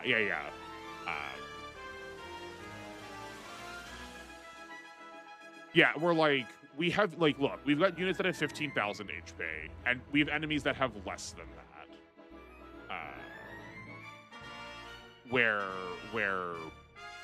Yeah, like, here. Like, take, for instance, the Dice Gundam and the Psycho Haro. They have 35, like, these are Super Robot Wars boss limits of HP. For sure. And we have been able to do, like, 20k damage. There's a lot more it depends. Like, I have not started investing into damage stats yet, so I also don't know how high it could go. But there is nothing that is as consistent as, say, like, a Valor, for instance, in these games, at least so far that we've seen. Like, spirits just don't exist in the same way, Tricky, so, like, we can't push damage that way. A lot of the modifiers seem like one of the characters that has, like, a really good dodge bonus is, like, a 5% dodge bonus. Like, these numbers seem, like, slightly smaller to increase. I would say it feels like this game has moved more towards the middle, but y'all who play this more tell me. Yeah, Mika wants to make Kudelia understand things early. He does want to help, and he is clearly emotionally intelligent. Yeah. I mean, yeah, Long, I think you do make a good point. That is pretty just, like, standard RPG numbers. The thing you think about Z2, not a major spoiler, by the way, is revealed is that, like, very early, but you like how the Colony Gundams and the Celestial Beings start off as enemies because that makes sense. Yeah, that does make sense. They're opposed to each other.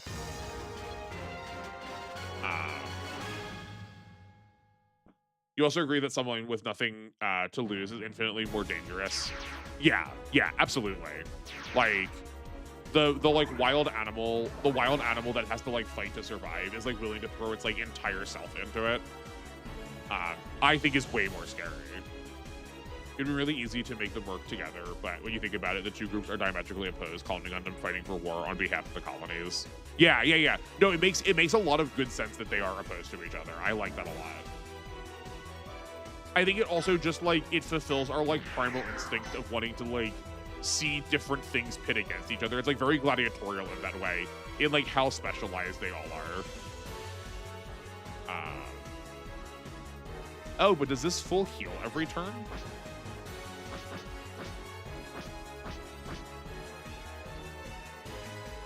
I mean, I'll take it. That means it's less risk of us accidentally killing it.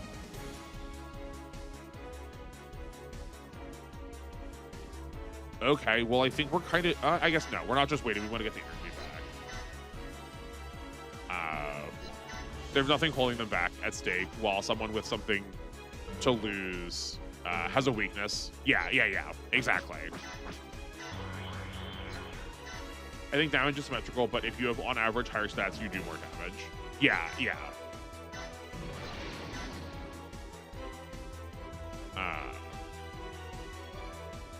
Yeah, actually, yeah, thank you, Tricky. That's Tricky, gracious. Thank you, NR, for reminding me how to explain this to Tricky.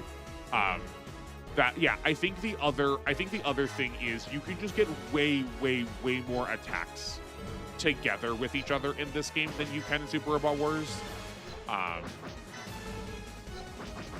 So yeah, a lot of your damage comes from just getting to put multiple attacks back to back, all before the enemy gets to take their turn. Like, we had, I think, 8 people.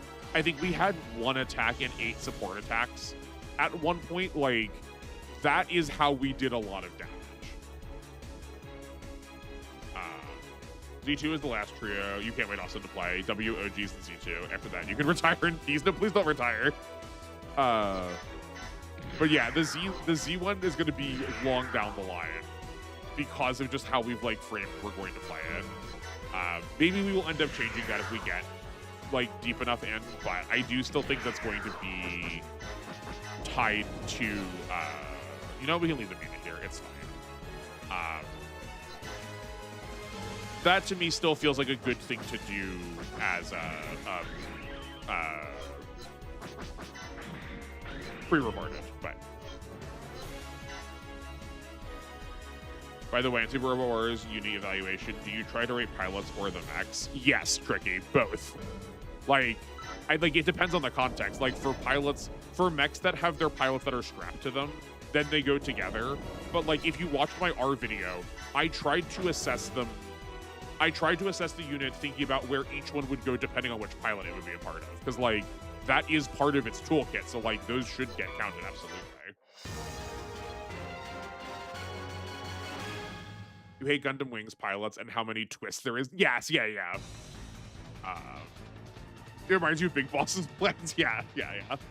Yeah, no. It has this, like, mission of the week kind of energy, like Monster of the Week style, where, like, things just get complicated and convoluted for, like, no, like, adequately discernible reason other than to, like, hype. Yeah, no, it would be great if it had a prequel. It would be really good.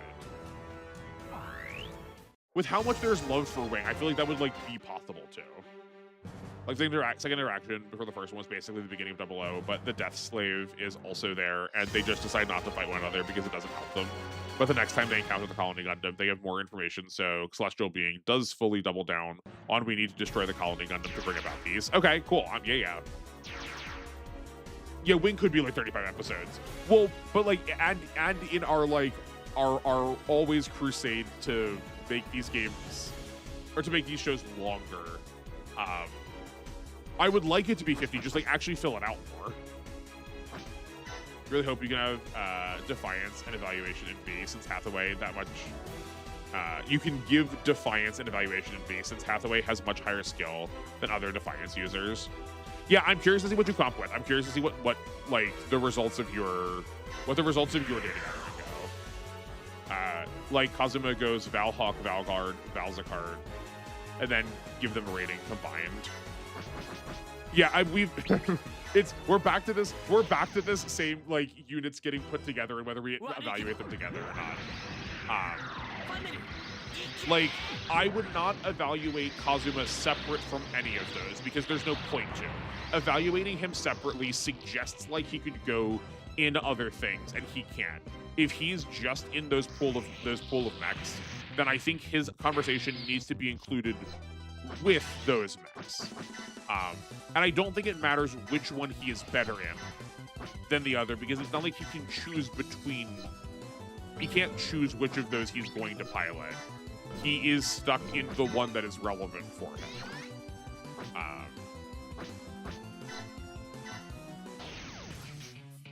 You mean had the prequel manga? Yeah. Yeah, no, it would be but like it should get an animation.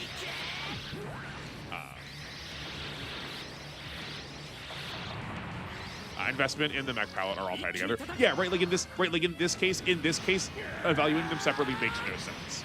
But take like the Mazinger team, which is like the example I always use. the Mazinger pilots should be evaluated separately and then applied to all of the mechs that they could be in. Because they could be in all of them, and that is going to be different for each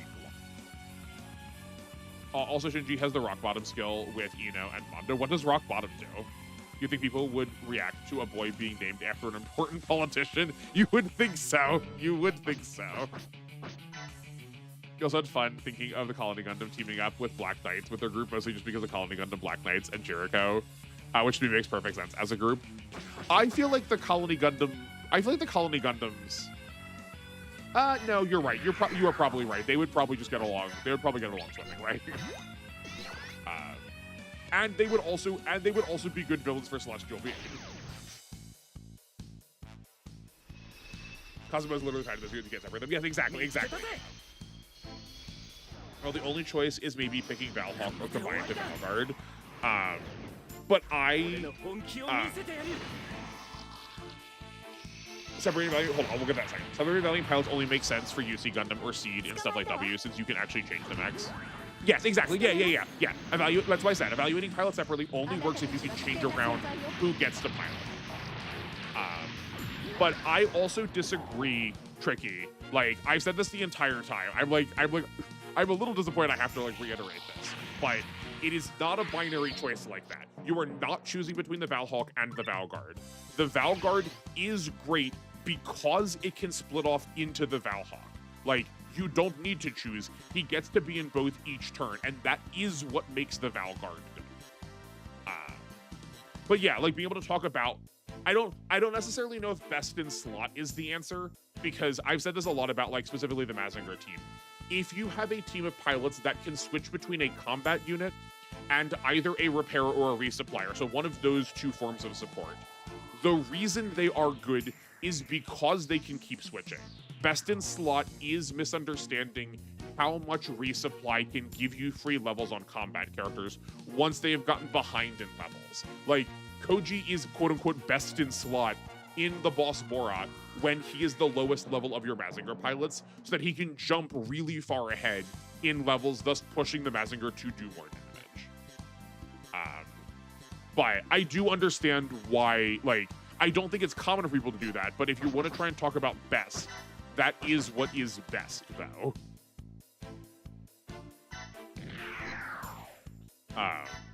You mean with rock bottom skill stats? Oh, okay, got it. As in, it is the lowest in the game. The way you had said it was, oh right, the stat skill, not the skill rock bottom.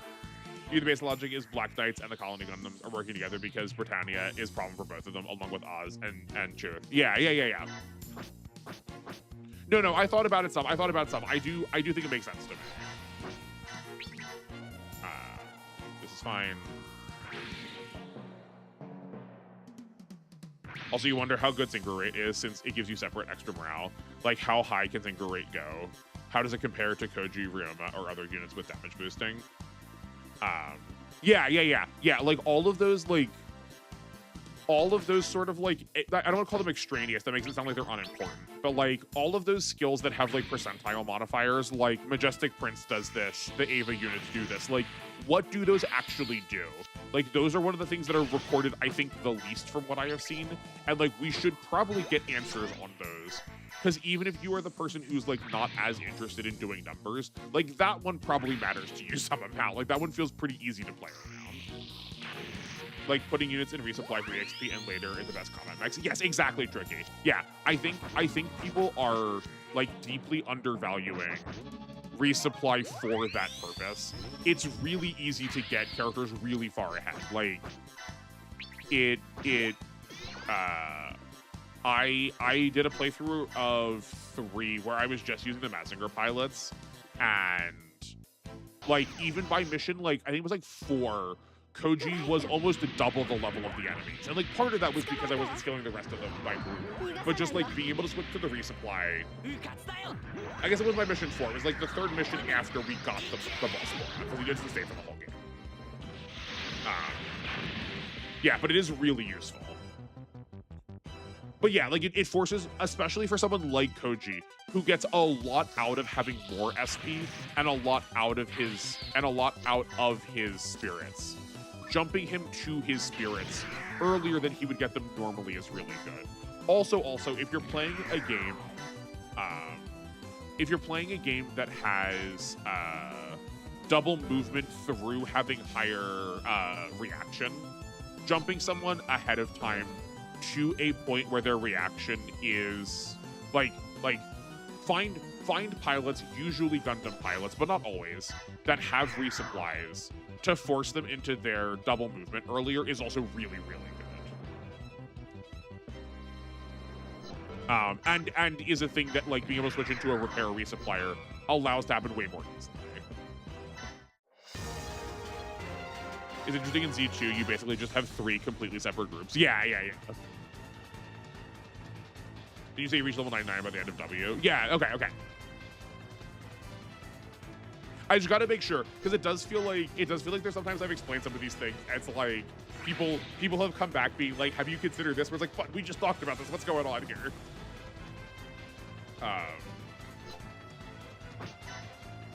No, this is fine.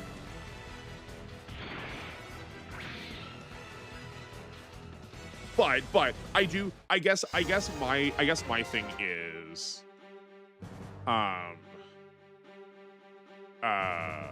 like level 99 is like so far beyond overkill. I'm thinking of it as ways to just like get you access to like relevant like level thresholds, you know. Ava boosts give you extra hit, dodge, and invisible morale, which is synchro rate minus 20 divided by 4, according to Akarasu.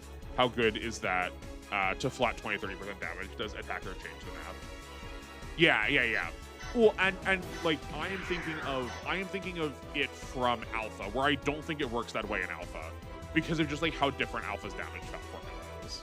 We talked about it, but I think we didn't have a satisfactory answer at the time. About what part, Tricky? Have you considered paying taxes? Not even the Joker is stronger than the IRS. Yeah.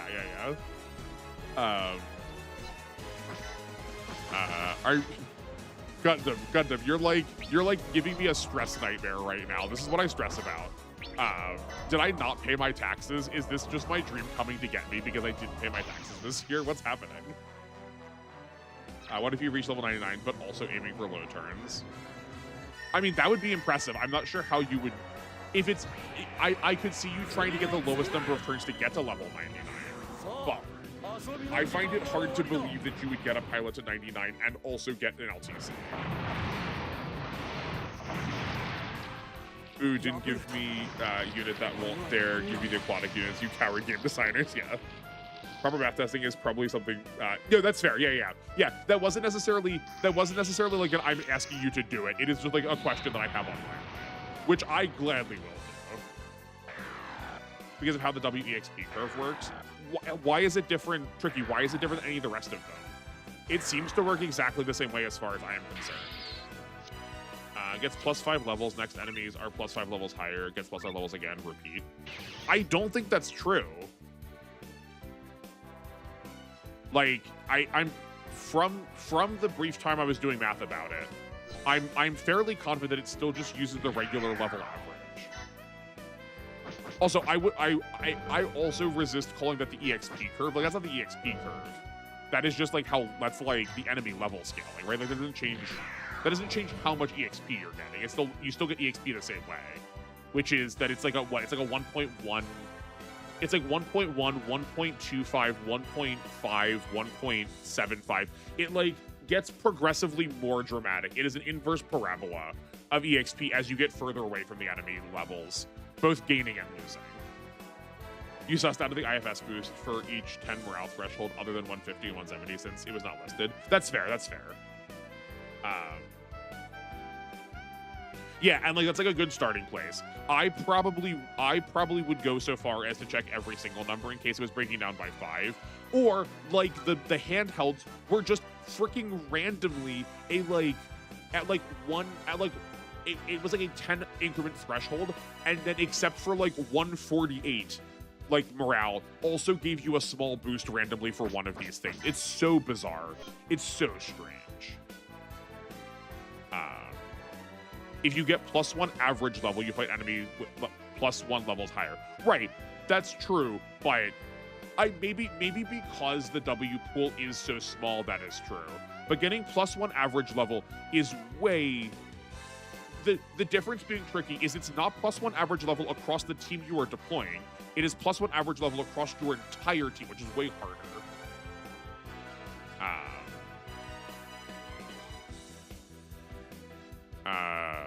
Oh, you're right. Jim probably could have killed that. Well, hold on. He can still get some of these down here. Don't you worry. Don't you worry, Pringle. Like, this is still accessible to him.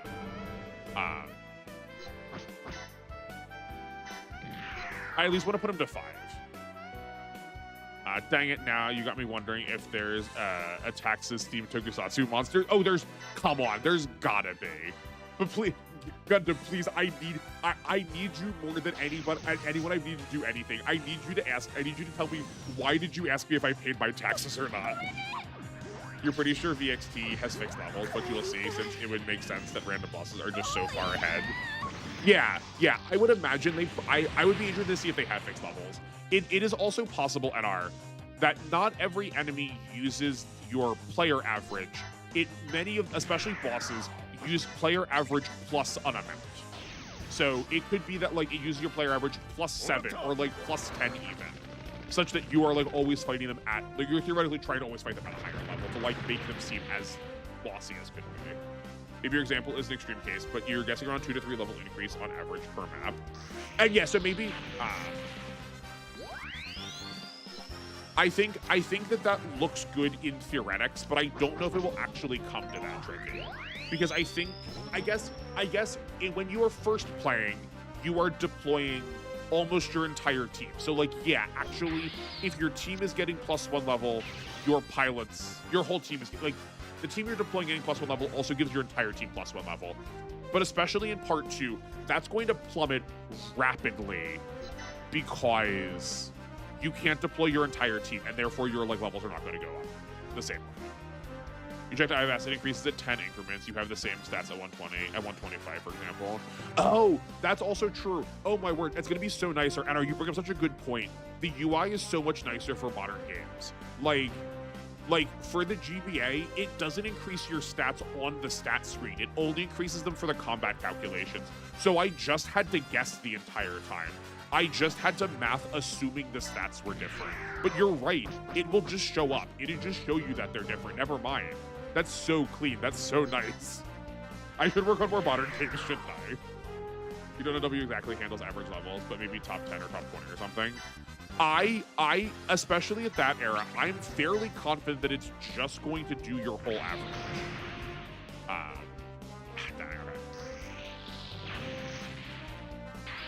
Also, random 139 morale too. Yeah.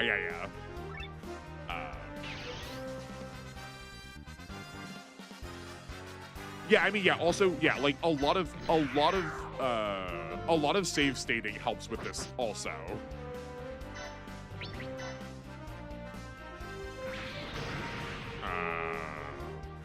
Darn, still too strong. Right, that's fine.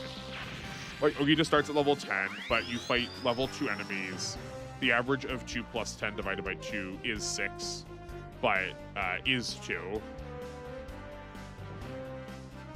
Yeah. Let's give this energy, because it's kind of what it needs. Doesn't need more damage.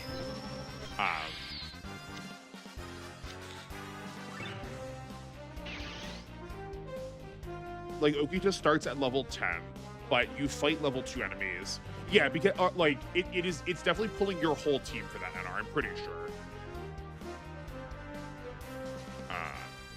You only have 4 units to calc the average. If you give each +4 levels, your average went up by 4. New units join +4 levels higher as well. Assuming that they don't join at fixed levels. But why do you only have... Wait, Tricky, why do you only have 4 units to calc the average?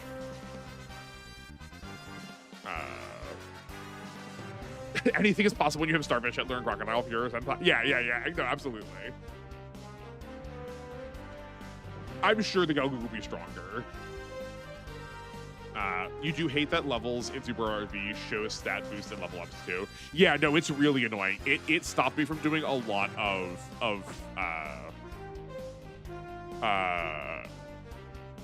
of testing way sooner in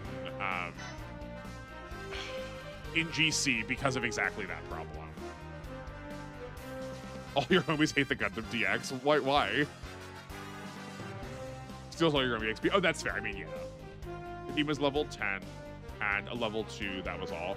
But NR, was it just the team that you had deployed, or was that like were there characters that you didn't deploy? Because it, like, historically, it has always grabbed all of your units, not just the ones you had on the field. Like the ones you had benched, it's also included.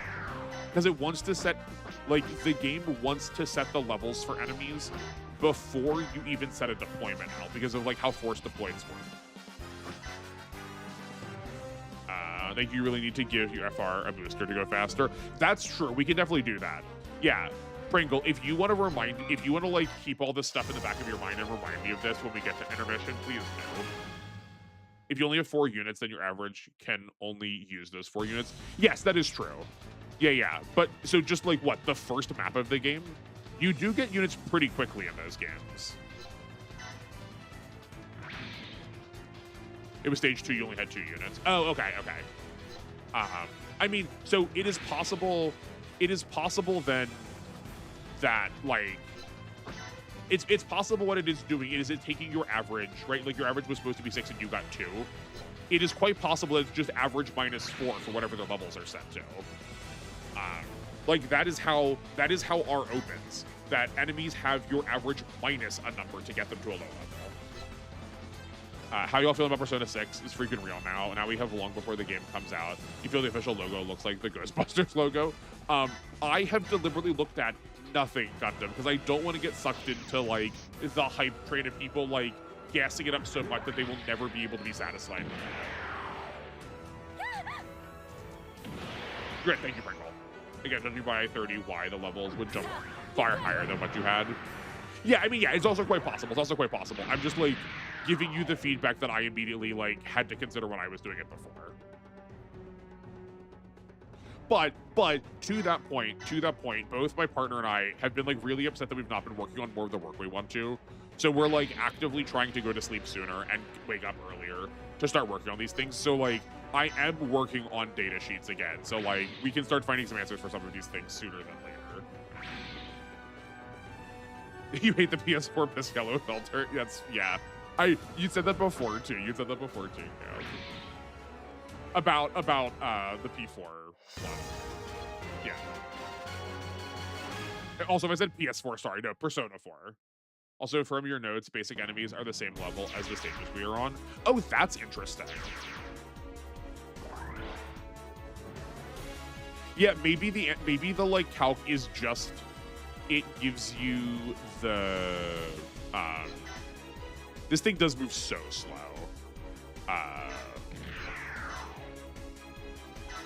Maybe the answer is just it gives you like plus the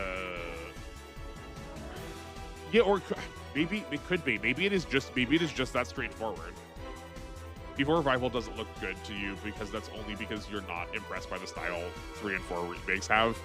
That's fair. I really like the remake 3 style. I've been really pleased with it, but I also understand. I suppose every Persona needs a color now. I do think that is lame. I do think that is like deeply unnecessary.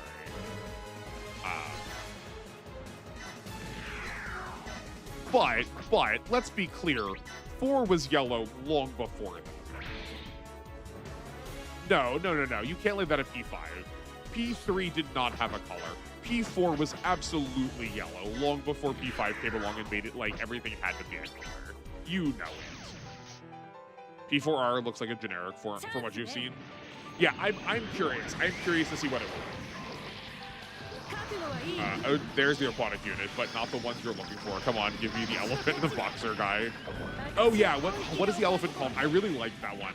I brought it up on stream once. It was I remember clipping it into an alpha video. Music trailer was hot nothing. I'm not surprised. Also, the removal of cutscenes for in-engine cutscenes suck. That's lame. Persona 4 Golden, yeah. I mean, like even before Golden, it was still yellow before Golden came out. P3 was blue-green. There was a common color scheme to it, but I don't think as much of its branding relied on the fact that you were thinking of Persona 3 and you were going, yes, it's the blue game. Where now I do kind of think they want you to go, oh yes, that one, that's this color game.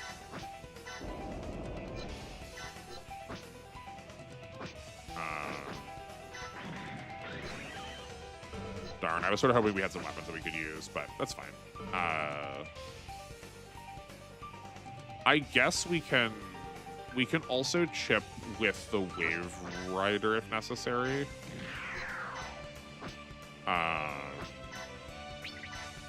This is fine. You'll disagree to be seeing the blue game with green as secondary.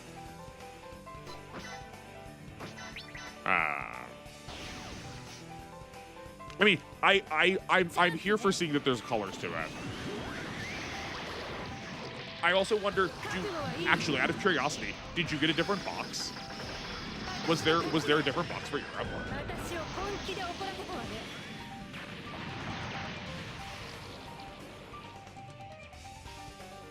What is 6's color? Because 2 is obviously red. Yeah, 2 is obviously red, and I think one is like black or like blue, or no, because if P3 is going to be blue.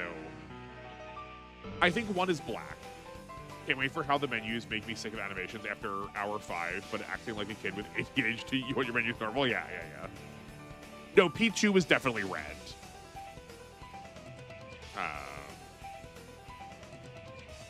Let's give this to the unicorn. And yeah, not only is it red, it's also a good red. It's like a real nice shade of crimson.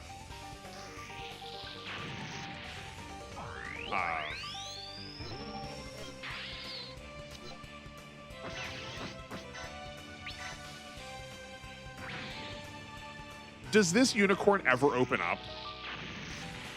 Does Como not have enough awakening to open this thing?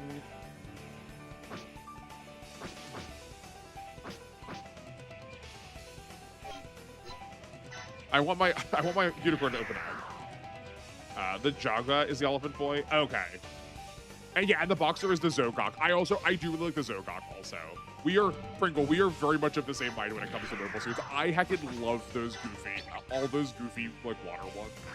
I love the Zogok. I also put the Zogok. I know I put the Zogok. I have a copy of the image of it somewhere on my computer because I put it in a video at some point. But the Dwagu has not come up in anything in so long. I wonder if it's in the game.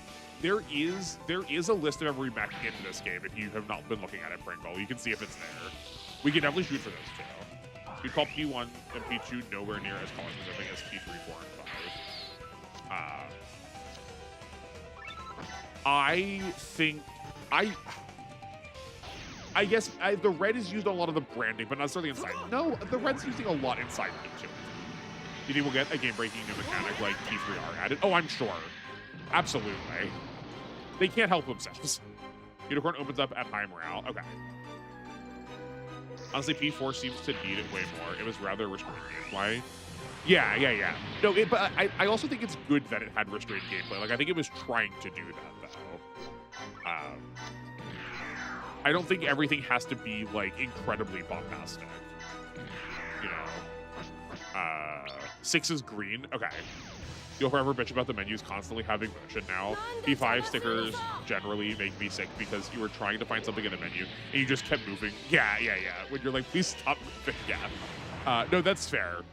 It's very stylish, but like, it is stylish to the point where it is inaccessible.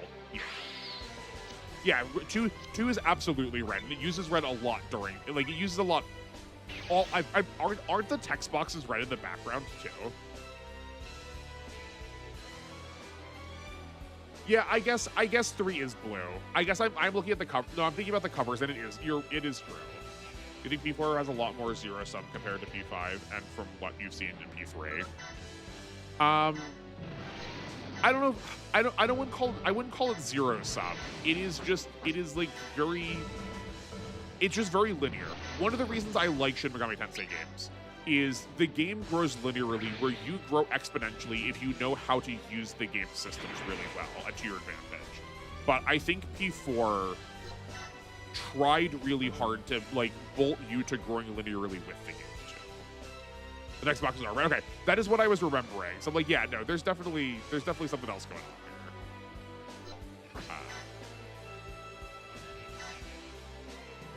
You also like the Kapool and the Kapool separate units in the game, and if that is the case, those two should definitely be in this game. Yeah, I'm curious, like, this game has a lot of details and then just skips a couple of things that we've been surprised by. So who's to say? I think Austin's old man stick, and you say you hate P3R and what it does to P3. Wait, why am I an old man again? Why do you call me? I try very hard to be accepting. Okay, actually no. Like I know you're saying it as a joke, Cam, and because I call myself that. But like, out of sincerity, when have I ever actually been that? Right? Like, I will joke that I am that, but like, I am very open-minded to modern Final Fantasy. I like the pixel art, but that doesn't mean I'm not going to try the other ones. Like, I don't think 13 fails because it's not doing the same thing. I just don't like what it's doing. Like, I'm very open to 16. Like, I gladly bought 16 because I think it's going to be really cool. I thought 15 got really samey, but like, I don't think what it was doing was really bad. Like, I'm not nuts. I think the modern menus from Atlas move too damn much. I don't think so, no. Especially when like one of my friends designs around accessibility all of the time. Like, those menus are deeply inaccessible. It does not bother me, but I did look at them and go, this is not gonna jive with people. I think a lot of its identity is lost visually and through music. Not even mentioning how awfully handled the gameplay is when in combat. Yeah. You don't know, having bosses mostly being damage races with rare mechanic challenge like P3 has SMT shock freeze, or P5 has especially has technicals that make it less zero sum.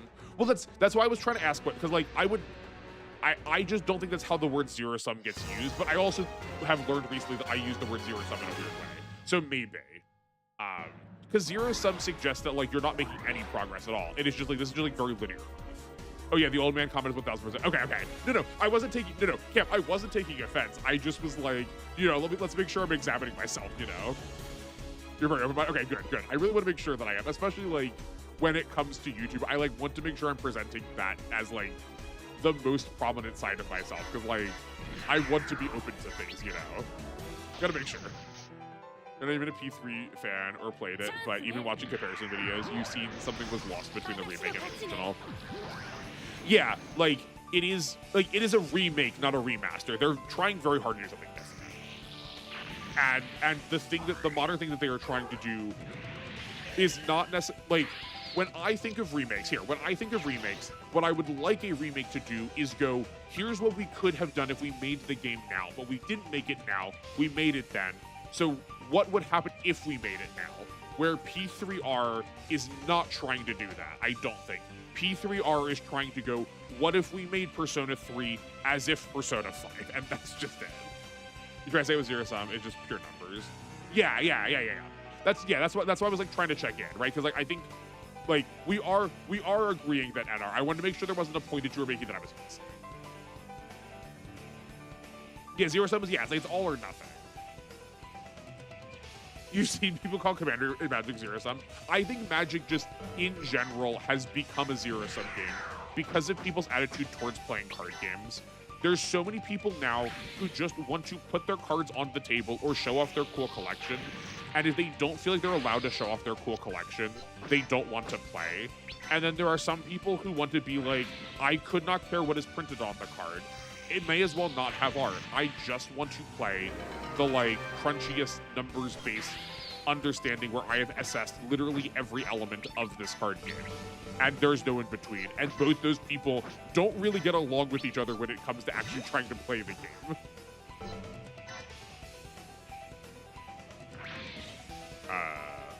Trials of Cold Steel has so many elements that you can disable bosses. To give you reprieve, you can give you resources, which makes it less zero-sum damage race, like modern Yu-Gi-Oh! Yeah. I would not call Yu-Gi-Oh! Zero Sum at all. It is definitely a race for sure, but Yu-Gi-Oh! Has a lot of, like, Yu-Gi-Oh! Is highly interacted. It just interacts on one very specific axis that if you don't want to interact on, darn, we didn't want to crit. That's a shame. If you don't want to interact on that axis, then you're not having fun. But yeah, like what you're looking at, NR, is like player expression. That P4 does not have a lot of player expression. Most people are clearing most things in mostly the same ways as each other every time.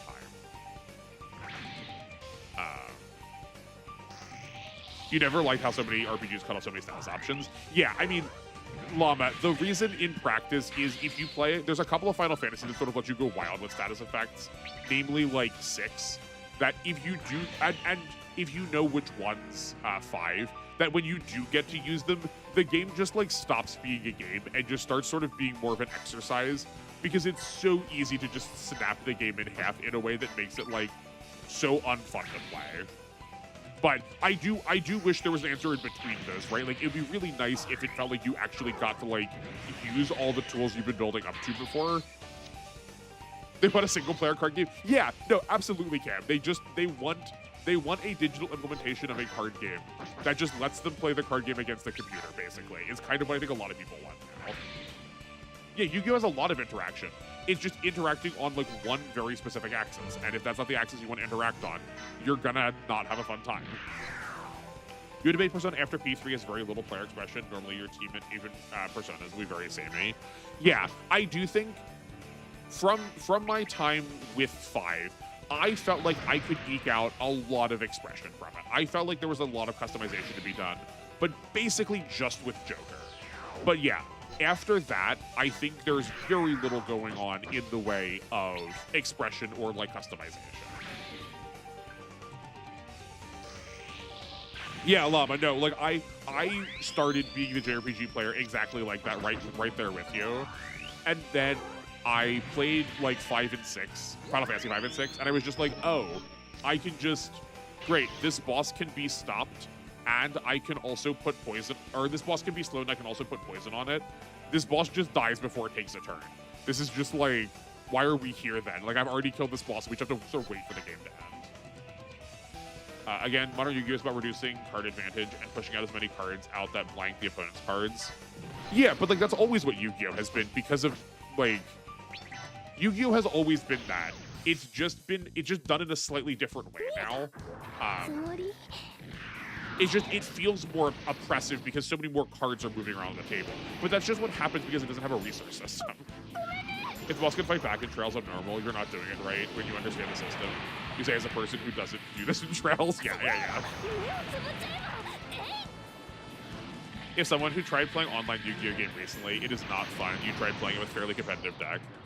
Last time you played, you got completely obliterated. You were not allowed to play the game. That's why you don't. Yeah, right, exactly, Pringle, right? Like, you have to know on what axis they are operating on, and if you don't like it and you don't like the game being like, I'm going to stop everything you do and then I get to do my one thing and kill you, and if I don't, you're going to do that to me and kill me, then like, yeah, like, it's going to feel like a really, really miserable time.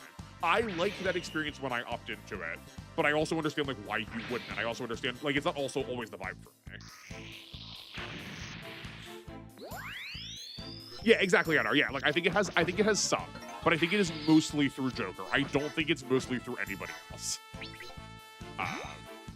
And I say mostly. Like there is an amount of nuance there, but it is extreme in its limited interaction. But yeah. No, my Yu-Gi-Oh! Was about summoning Dark Magician and taking 8 turns to finish the duel. Yeah. Yeah, like especially old school Yu-Gi-Oh! I'm not sure old school Yu-Gi-Oh! Knew what it wanted to be, because there's a lot of cards that just do not interface with like the game that was being played at the time anyway. You'd argue that Yu-Gi-Oh! Played more back and forth, like having stall or doing stupid things. I mean, I think there was more back and forth, but there was more back and forth at the time if what back and forth meant to you was it took more turns. If you were playing modern Yu-Gi-Oh! In the way that modern Yu-Gi-Oh! Wants to be played, there is a lot of back and forth. There should be tons of like you negate, I negate, you negate, I negate. Like, that is how, like, modern Yu-Gi-Oh! Wants to be played. So there is a lot of back and forth. It's just not across multiple turns. It's just across, like, one, like, you're just arguing over one specific interaction. People despise Stall or Burn or Exodia. Whenever there's a chance to combo, people hate it. I don't know why people like playing Yu-Gi-Oh! Because there are also people that hate combo the most. And Yu-Gi-Oh! Is just a combo game. Again, it's slower with more potential outs. I don't think there are more potential outs. I think the kind of outs that you like, NR, are ones that are over more duration. And like that's not a criticism of it. I think that's like a perfectly reasonable thing to want out of a game. I just think the kind of outs that you want are through like grindy duration. But like there are just as many outs. They're just like the phrase I keep using is on a different axis. Like occasionally you have a good door when you just get a low rank player who's also just playing for fun. There's also just some people who just don't want to play and you don't like that. Yeah, that is like the phrase that a lot of people like to use, is that like people feel that they don't want to play, they just like want to do their combo. And like again, like that's what happens when you don't have a resource system. It is a lot more about I put my cards on the table, you put your cards on the table, whoever has the most cards wins, basically.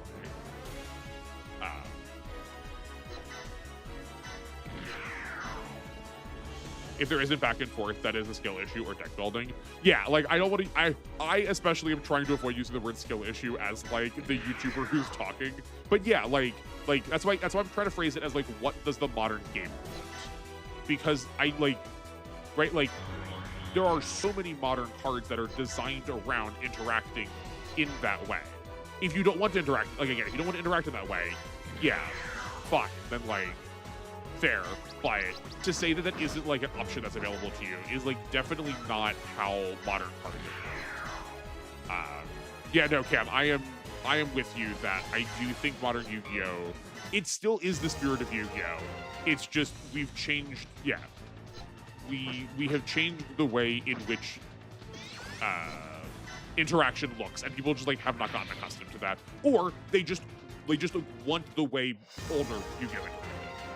Do you think team building has nuance with skill accessories and how the Jazz Club works, but it's not as good as what I would like?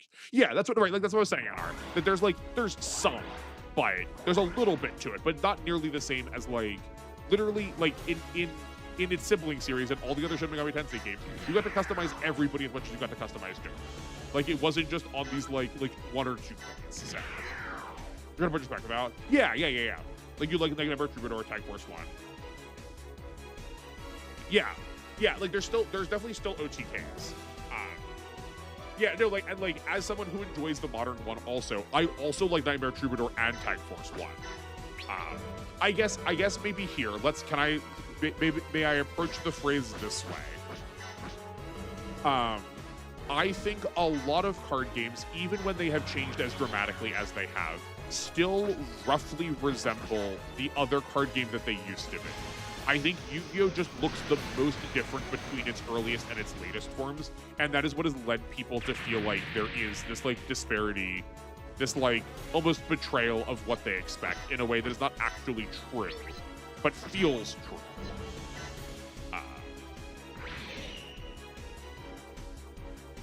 Do people even have a strategy to like run out the other person's deck, or does that just not happen? I mean, that definitely can happen. Like, you can go through enough cards, like especially when Max C, the one that lets you draw a card every time your opponent special summons, like you can just and like they have to draw. You can intentionally keep special summoning, forcing them to draw their deck. Like that's 100% an option, Gundam.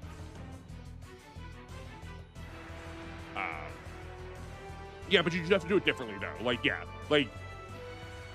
The graveyard is now the second hand, so you're not milling them to the graveyard. You're like banishing them, or banishing them face down, or putting them in their hand because like you know they're not gonna be able to play from their hand because of some other condition they weren't put on themselves. Depending on the TCG, but that's usually called a mill deck. Yeah, no, that is always called milling because of the magic card millstone. Yu-Gi-Oh! To me is like TCG, Final Fantasy, lol, and their relationships with their old fans. Yeah, no, it is exactly that. Yeah, that's kind of why I asked, because we've talked about me being a Final Fantasy boomer before too.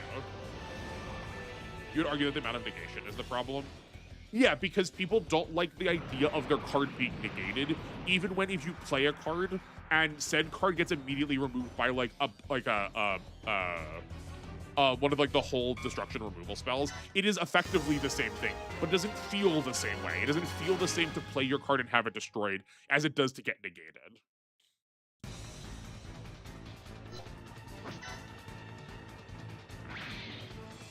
Maxi can make people draw hand traps, and not every deck can loop special summon, like you just said. Sure, I didn't say everyone can. Gundam asked if it was possible, and like, yes, that is a thing that you can definitely do. Not every archetype loops that way, but not exactly destroying cards can easily be revived. Sure, but like negated cards can also be like bounce them and have them re-enter. Like synchro them and then, or like synchro Xyz, Link, like use them as summon material and then just re-summon them again. Like, most archetypes do kind of want to be doing that, so. Yeah, but yeah, like most decks can do that. Most decks sort of just assume that you are going to be sort of spamming a lot of these things. Yeah, like right, like unless you were playing like a C tier deck, and like again, like if you like that, then like please enjoy it. Just like plan around it being an uphill battle.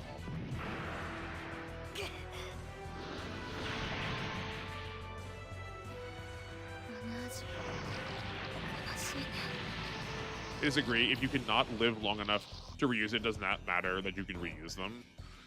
But I think you're still thinking about it on the axis of time being the thing that you need to have. Like being able to revive stuff in the middle of your turn. Being able, like, there's a lot of ways to special these things back out that don't require you to have multiple turns to reuse them.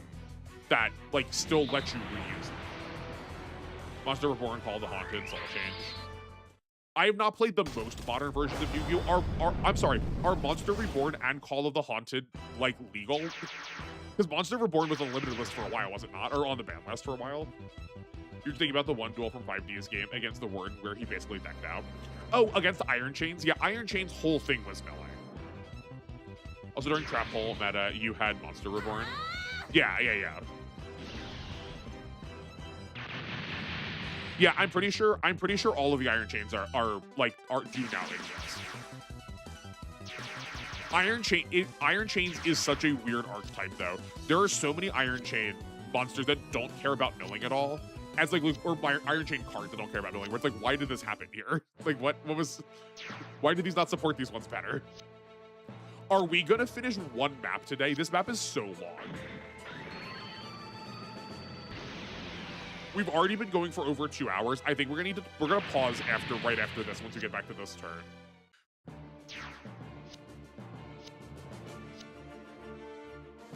We are going a little bit slower though because we've been talking a lot.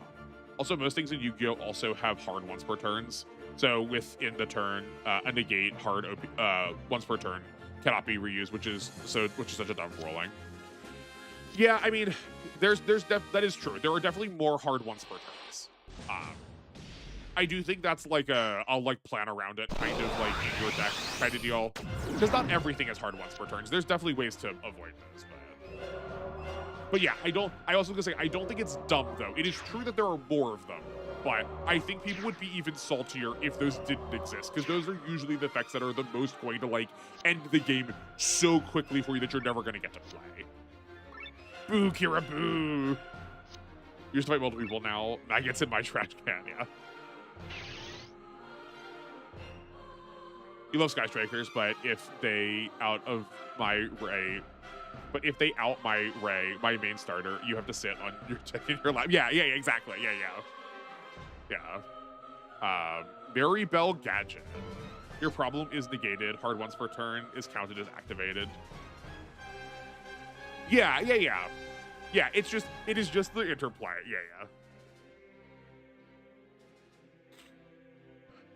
Yeah. What are these things? They're Zasaz. They're like upgraded Zasaz Pringle. Right? Are these not the yellow boys with like an upgrade to them? But also we've been going for like 2 hours. Let's all take a pause. Let's all take a breather. I guess we're gonna finish just this chapter, and then we're gonna do doing the intermission after this. But oh yeah, I guess good night, NR. Good to see you. Thank you for joining us for our Yu-Gi-Oh conversation. I hope you enjoy the rest of your evening. Thanks for sticking around. But for everybody else, I will be back in about 5 minutes. Let's go get some water, get some snacks, go stretch, take your medicine, go to the bathroom, everything you need to do, take care of yourself, and we will be back here in a couple.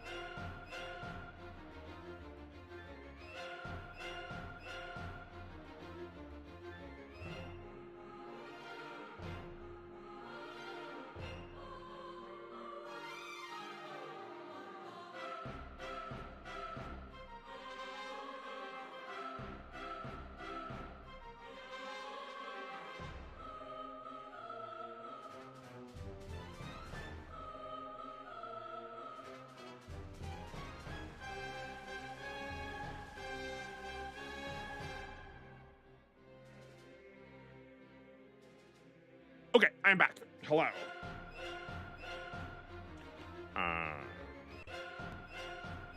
It's all okay, there we go. We're fine.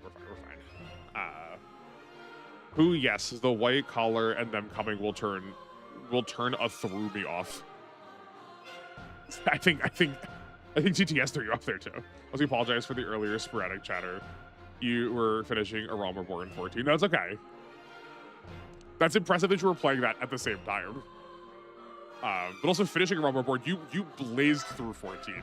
I guess because you're probably also not a psycho like me that needs to do every side quest. You ever defeat Stella in 5 turns. Okay, we've got time. Isn't there... Okay, I was gonna say, like, isn't there something that shows me where enemies are? There is. Okay, there's nothing there. How are you enjoying A Realm Reborn? One of the things I need to do is play that once I switch my computer over.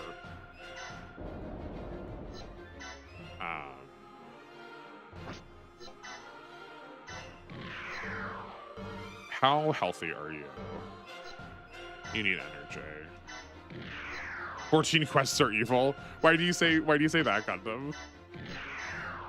You may be trying to juggle too much. You have HSR, ZZZ, never to everness, Chaos Zero Nightmare, and Final Fantasy 14. That sounds like a lot, Cam. That does sound like maybe that is too much. That is why I've given myself that hard rule of only one live service game. I think that would definitely be too strict for you. You definitely like a lot of things that are live service. But yeah, no, that is definitely a lot going on. How do you have time to do anything else? You ain't doing them side quests. Yeah. No, I get it. You have the same virus my friend has. He's doing all the side quests. Most of them are very generic. Yeah, that's like one of the reasons why I kept bouncing off 14 is I love side quests from most Final Fantasy games. They help me characterize the world so much. Actually, here, hold on. Let's get ourselves both very excited, Cam. That's like the reason why I like 12 as much as I do. The side quests in 12, I think, really enhance the world for me. Like, they really make the world high quality.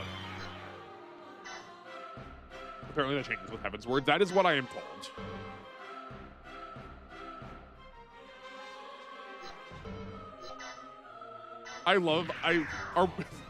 At a point, we just, like, probably should start making, like, our, like, the archives channel name for, like, some of these groups, right? For some of these games, right?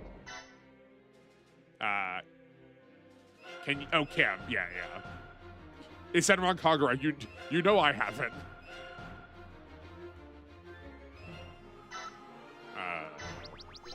But if we're playing 14, unfortunately, it's gonna be weird if you got, like, y'all have my blessing if you want to do something about the archives in there, but I unfortunately just can't join it if I play because I am beholden to a different group first and foremost. It's funny you mentioned 12. 14 feels the most like 12. Yes. I have tried to say that so much, and everyone else that I know that plays 14 has not played 12, and I'm trying to get them to do it. It's one of the reasons why I insist that I think 12 actually is, like, narratively somewhat connected to 14. Because it answers a lot of the things that are going on with 12. But you played 14 off and on with your friends for, like every 3 months? Yeah. That makes sense. I think it's probably a good way to handle it.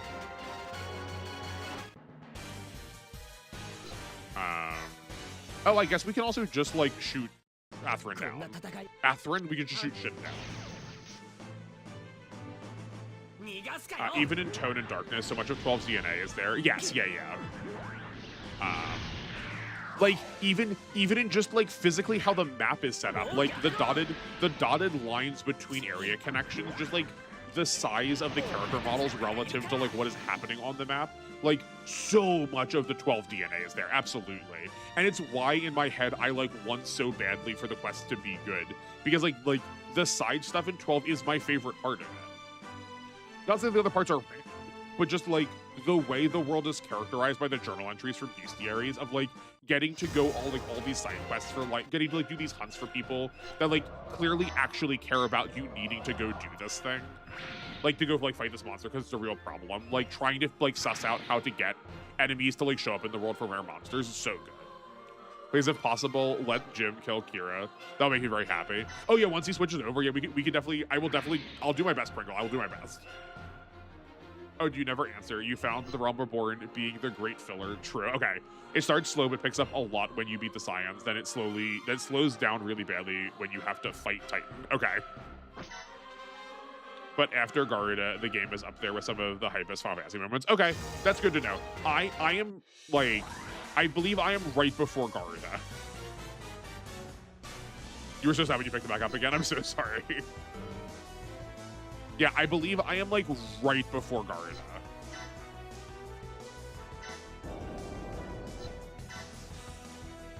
Oh, dinger, I was supposed to move the G-Falcon first. That's fine. But Gundam, you still never answered me. Why did you ask me about my taxes? I'm so stressed out. This isn't a joke. Also, the Wyndham with the fighting pack and Crossroads is very fun because they gave that version a nuclear bomb map attack. It's very, yeah. Oh, if you're right before Garuda, definitely knock that out, and you should see why people really like the story and presentation. Okay. I will probably do some side stuff just to get back into the swing of how combat feels, because I'm just, like, not used to MMO combat. A good deal, but yeah. The other thing that really got me was I like Final Fantasies for the way that you can, like, change your equipment around to, like, get different meaningful effects, and the way just, like, MMO equipment works is just not that, especially early on. But I was really struggling. I started with a Black Mage and just, like, could not do whatever, like, the next quest up for the Black Mage was, because whatever enemies I had to fight were just one-shotting me instantly. I was like, what am I doing wrong here? Honestly, you are so looking forward to cleaning up a lot of this button clutter. Yeah. Are you playing on a controller? The taxes thing was a joke for when you were saying you have ever considered. Have I ever considered what? I figured it. Okay, I'm glad it was a joke.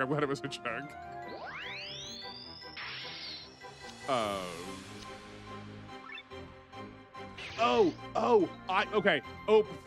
You see, Gundam, you can tell how much this is, like, actually a stressor in my life. What you're asking is, have I ever considered being a tax representative? But what I heard was, Austin, have you ever considered paying for your taxes? Have you ever considered actually doing your taxes? Because, like, I am stressed out about this. Like, I'm so grateful for the money that I make off of this, but as far as taxes are concerned, it is a pittance. But, like, should I pay taxes on those? I don't know. Am I supposed to? I don't know. The American tax system is spooky.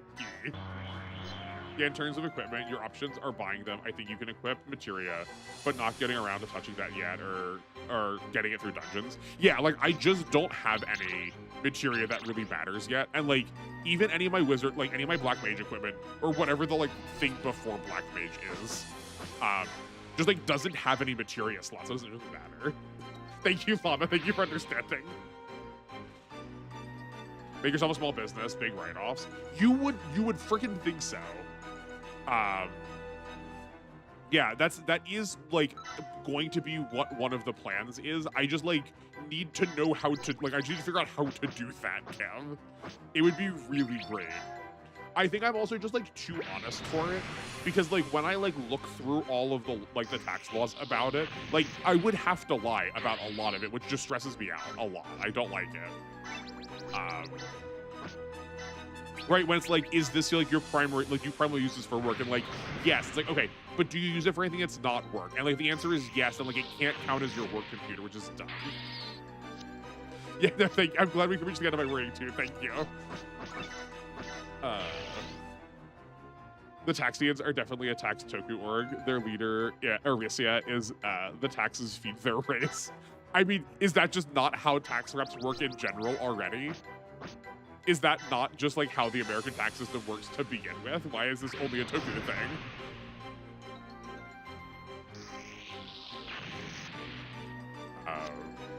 Okay, the horror has wreaked its havoc. Here is the one that has to destroy Stella, right? Right, does it make sense? Yeah, okay, that's what makes sense to me.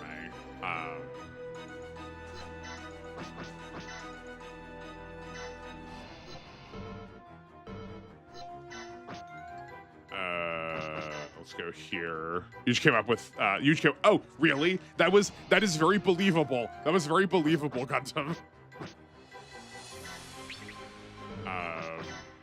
You, and, you, and I guess you also, we may as well. That's fine, okay. I'm sure she'll probably heal because she is a boss. Shin's down. They got me? Easily. Also, in terms of your juggling, you usually only super care about story, which for those gotchas is good. It usually means you play the Hoyo games every 6 weeks outside of the dailies. That's fair. That is fair. Yeah, where like I am probably playing these I'm probably playing these for a different reason, which would make them way more stressful for me. So like, I'm glad you have a system that like makes it accessible for you. Do endgame if you want. Yeah. Then FF is your prime focus while you're online with Discord people. Yeah, I do think that game is just better played with people. The person I was playing it with for a while, or that I was like trying to play it with, just like doesn't have time now. Their job is like way too time consuming. But my partner also plays, so I can get him to like corral me into doing it too once my computer switches.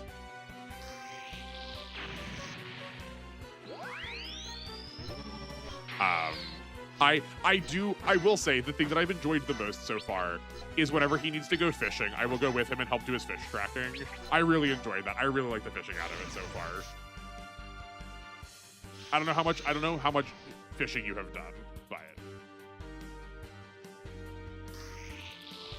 your friend said he can't do the story dungeons unless we do it with him, lol, which is especially annoying since everyone is on a free trial but me, so you're glue. Yeah. I need to also figure out how to do the dungeons in a way that is like not the meta. I was like so distressed when my friends were running it through me the first time and they just blitzed to the end of the dungeon, just like slaughtering everything, just like grabbing everything up really quick. I was like, I want to see what's happening here. Like, let me experience the thing, right? Please. Like I think a lot of good world building happens in Final Fantasy with like what enemies live places, like how do they, like what does it say about the world that all these things are in the same place? Like I would love to see like what the dungeon has to offer before we just like start clearing it.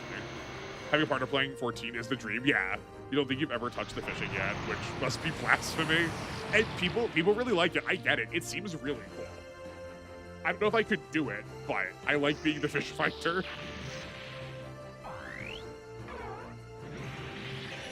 But yeah, just like having a partner who likes doing the like long-term thing with you is really great. I mean, like, he is also the reason I've been like, he is also the reason we can have this Yu-Gi-Oh conversation. We are admittedly starting from the beginning of Yu-Gi-Oh, but like he actively wants to play card games too, which is like really good to have someone that always wants to play card games with you in a way that you like playing card games. So that's why we're glad we have 4-stack. Yeah, it means we can walk through the dungeons and read the NPC dialogue, like the random women we found have things we can't say in a T-rated game. Yeah. Yeah, very 12 code, absolutely. You kind of do the same thing with Genshin and Zenless because you don't treat gachas like your job. It's like people say, don't you need to play Genshin like a job? And I'm like, bro, just do it at your own pace. Yeah, no, that's like absolutely the answer. Is like people get like so in their head about like needing to optimize that to quote, I believe the designer of to quote Sid Meier, the designer of Civilization, I believe first, that most players, when given the opportunity, will optimize their fun out of everything. And I do think that is true. I think like gachas and MMOs especially are like, they are designed in a way that incentivizes players to do that. You're so happy you have you play card games. You have so little people around you to play them. Yeah, no, it's really nice. I'm so sorry for you. It's so frustrating. You've tried all the new ones. You think besides the Star Wars one, funnily enough? Yeah. Yeah, no, it's really very good. Like again, especially being able to like move at like the pace that we want for them when people are so a particular way about playing card games now too. It's really hard to go to card stores in person. Marathon, not a sprint, especially with characters. Yeah.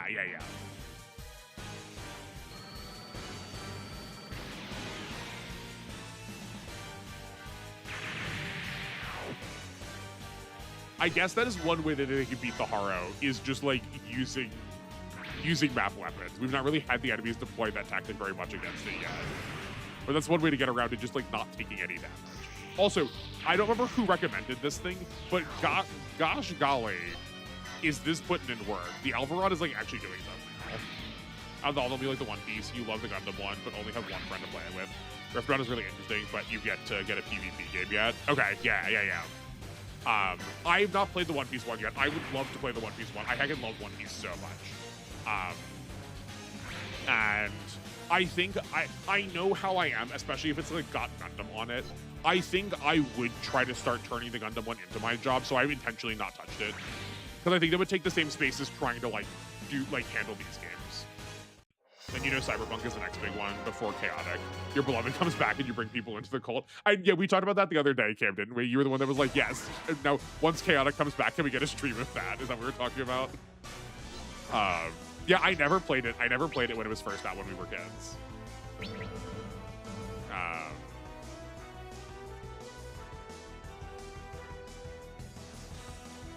Okay, where are we?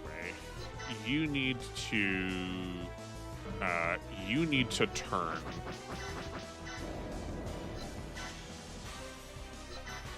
Then you can go here. Lurk for dinner. Enjoy your lurking dinner, llama. The One Piece one apes boost from magic easily, with people's mileage may vary. Okay. Good to know.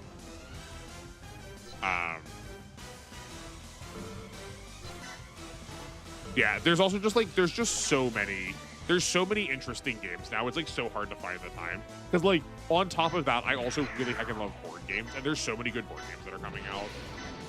Talking things you should stream. Star Wars Zero Company feels like it'd be a fun game. XCOM devs on a Star Wars tactical RPG. That does sound really sick. I have been out of Star Wars for so long. Yeah. I feel like my priorities first though are definitely SMT5. Like that's definitely got to be a priority first. And then maybe Metaphor Refantasio.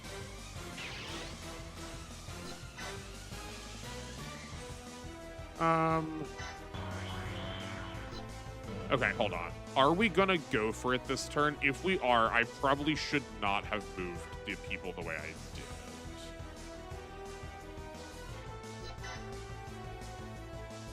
Which does the unicorn belong to? Yeah, the unicorn belongs there, yeah. Your company drops like August, I believe, but SMT5 is much worthier name. Yeah. Speaking of Star Wars, I do remember the character Maris Brood. I do remember the character Maris Brood Gundam. You need to see the SMT sensei play it and have his thoughts on the story. I appreciate you calling me as such. I hope I live up to the expectation. But yeah, no, I do really got to get my hands on it. I've been waiting for so long. Okay, Haru, please don't accidentally kill this.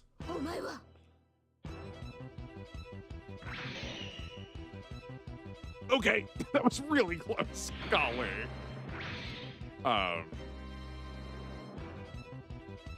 Yeah, there just ain't enough time for all of this. It's such a shame.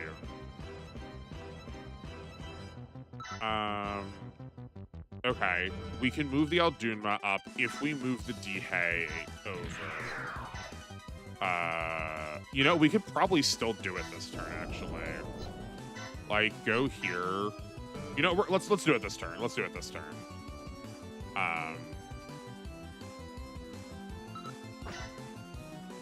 Okay, how far away can we get Kira to try and get the Zaku to kill? It has a range of 7. Okay.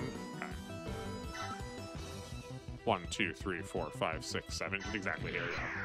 For the first time in a while, you're looking at Star Wars fanfic, and I was like, why is this name familiar? Yeah. That's from the old lore. We might as well grab the support just to make sure that this is lethal.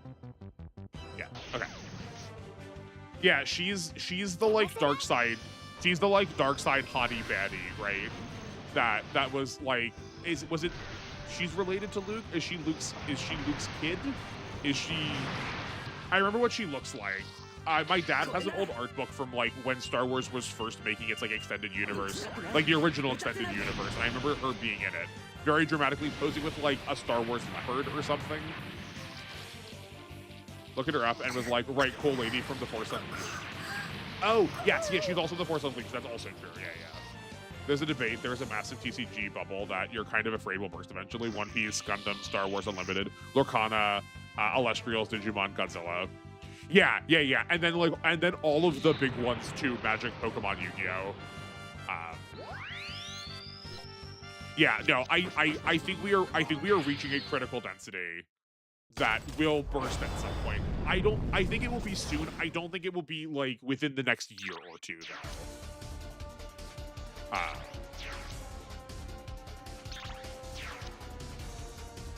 I know I am the weirdo in this. Honestly, I would not mind if they did. Like, I am okay with games feeling complete. Like, there's so many new things coming out anyway that, like, knowing something is sort of, like, crystallized in its way, I am okay with that. I know that that is really, really unpopular, but it is my truth. Okay.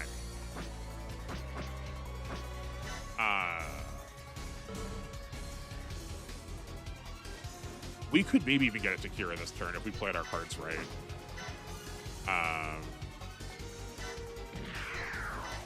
Okay. Aldunma first. Because then, yeah, Alduma first, because then the Zeta is capturable. Amuro will not be, because he's the master. But. Okay, where does this thing attack? Here and here. Okay, so, wait. Yeah, it's not a diagonal, it's one up, yeah. It's here that it can't attack. Perfect. It does feel like we are in the era of IPTCG, especially with Cyberpunk 1 coming out. Yeah, exactly. Yeah, exactly what I was gonna say. Exactly, the early 2000s when there was like the Mega Man, the Naruto, the Shaman King, Kingdom Hearts, like anything that was nerdy had a TCG. The Matrix had a TCG. Tomb Raider had a TCG. Yeah, like everything did. I do think we are back again at roughly that same point. I think so.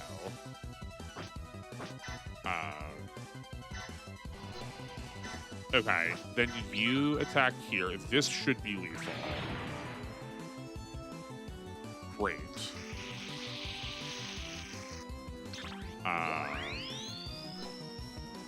Oh. I did not expect us to be able to capture Amuro because he was the master. Okay, I am fine with that. If we were... Okay, can we still... Okay, if we move the Dice Gundam out of the way, we could still go after Rinny. We might be able to step through Rinny into Kira, but we'll have to see. So we don't accidentally just kill him doing this.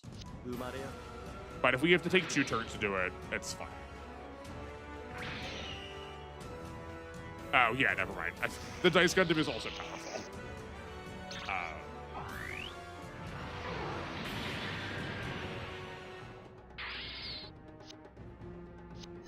Okay, let's get you out. No. It's better than if we wait for the Zaku to move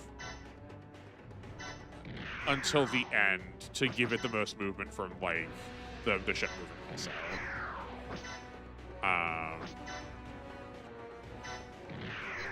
This is fine.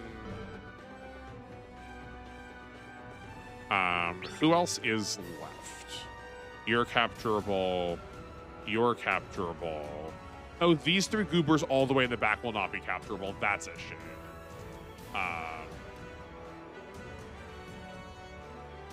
Right, we still have all of these goobers. Okay. You need to go back in the ship because you've got no energy left. Now, the more hopeful news, Warhammer Dark Heresy has a beta, and you definitely want to play it. You swear you paid during the alpha so you could have access. Yeah. Are you? I didn't remember. Are you a big Warhammer guy? Warhammer, I could never quite get into. Again, recommendation, not so much for stream, but Warhammer Rogue Trader is a phenomenal CRPG with a really good multiplayer. Also gives you enough about 4K that you don't feel lost or overwhelmed. Fascinating that you say that, because I have like probably 15 different, I've got probably like 15 keys for different Warhammer games, all sitting in a humble bundle. I should probably claim those soon. You got into Warhammer like last year, so very, very different kind of world, but a fascinating world nonetheless. Yeah.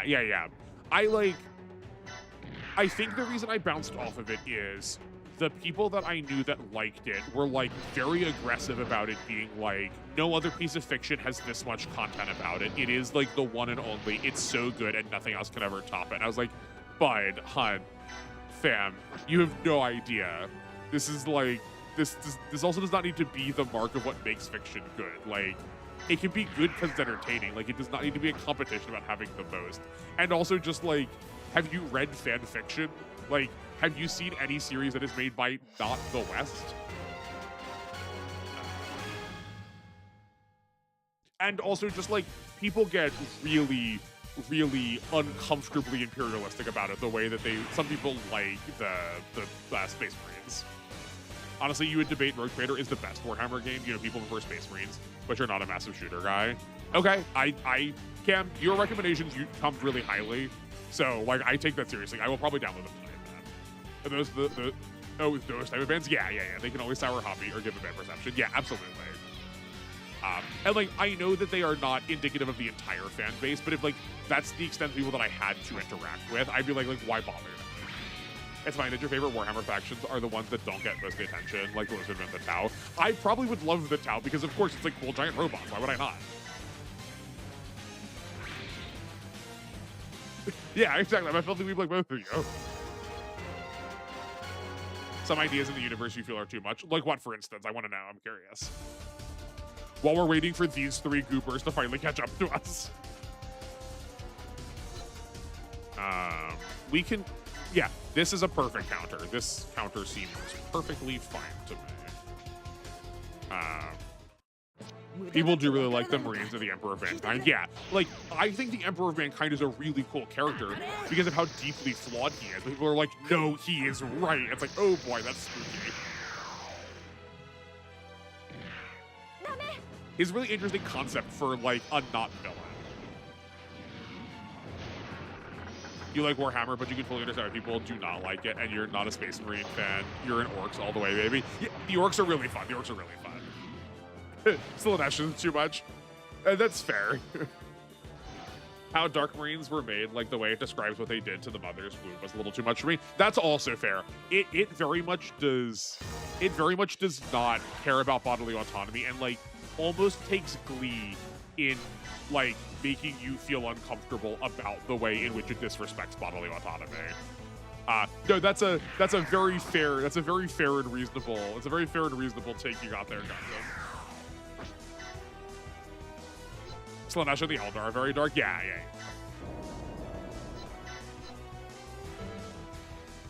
To be fair, a lot of fans also don't like that, and they think it's very, very far. Yeah, and it's just that the fans that do like it are the loudest ones.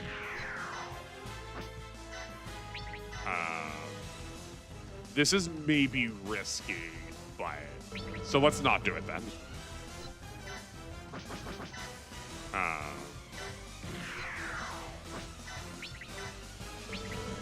Who is? Oh right, yeah. Obviously, it is the GX. You're praying we get a Tau companion in Dark Heresy. It would be pretty cool. Let's do this and see if we can just kill it. No shot we're actually killing that. Okay, hold on. So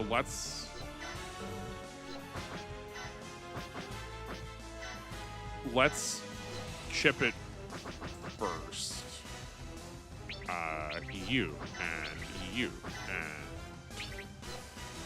you. Just hit all of them, boys. Very important thing is one thing Space Marines are made through surgery and heavy genetic modification. Yeah. You're an Iron Warriors fan. You do not like the gods. I wish that you could be forgotten and thrown into the darkest depths of hell.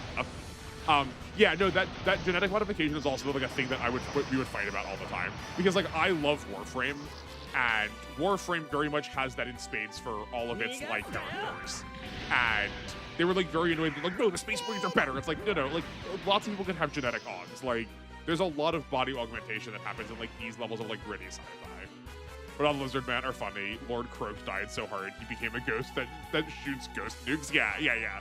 There's like some very deeply unserious things going on in a way that's very fun.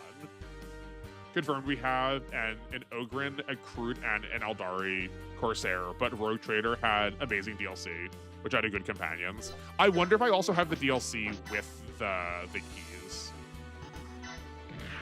That's also something that I would like to try and start doing for the Discord. Is like I just have so many Steam keys that I'm never going to use. Just like making them available for all y'all would be really good, I think.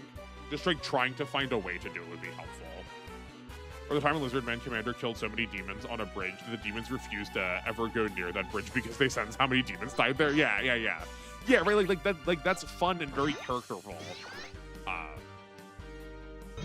Steam key giveaway, yeah, basically, yeah.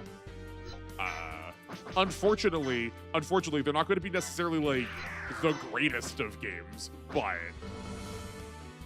it's still something. And like, who knows? Maybe I'll like, just because they're not for me does not mean they're not for you. Could do a lottery, probably the most fair way. Yeah. I just like don't know how I'm going to manage that when like genuinely I have like probably like I think 200 keys last time I counted. I was like, I'm not doing anything with these. I mean, I'm thankful position of being very chill, and I'm like, oh, no, definitely 40k is dead smack in the middle of a lot of sci-fi power scaling, where curb stomps or against curb stomp. Yeah, and the people who care really deeply about power scaling and who insist that 40k think is at the top is just like, fine, you have no imagination, and you're just like not here for the same reasons that I am, and it's just like really hard to talk to people like that.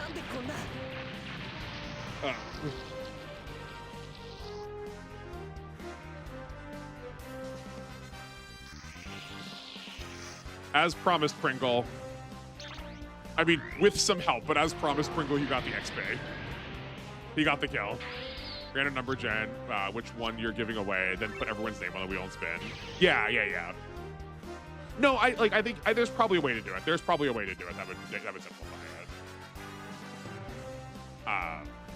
Yeah, I'll at some point I will consider figuring it out. Well, now you know good Warhammer 40k fans. No, it's true. It is true. I should have assumed that somewhere, somehow in here, y'all would be supporting.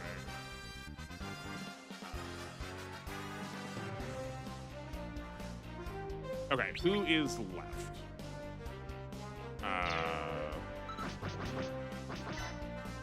I think we can free capture now safely. There's nothing else left that's going to be like switching to capture ability.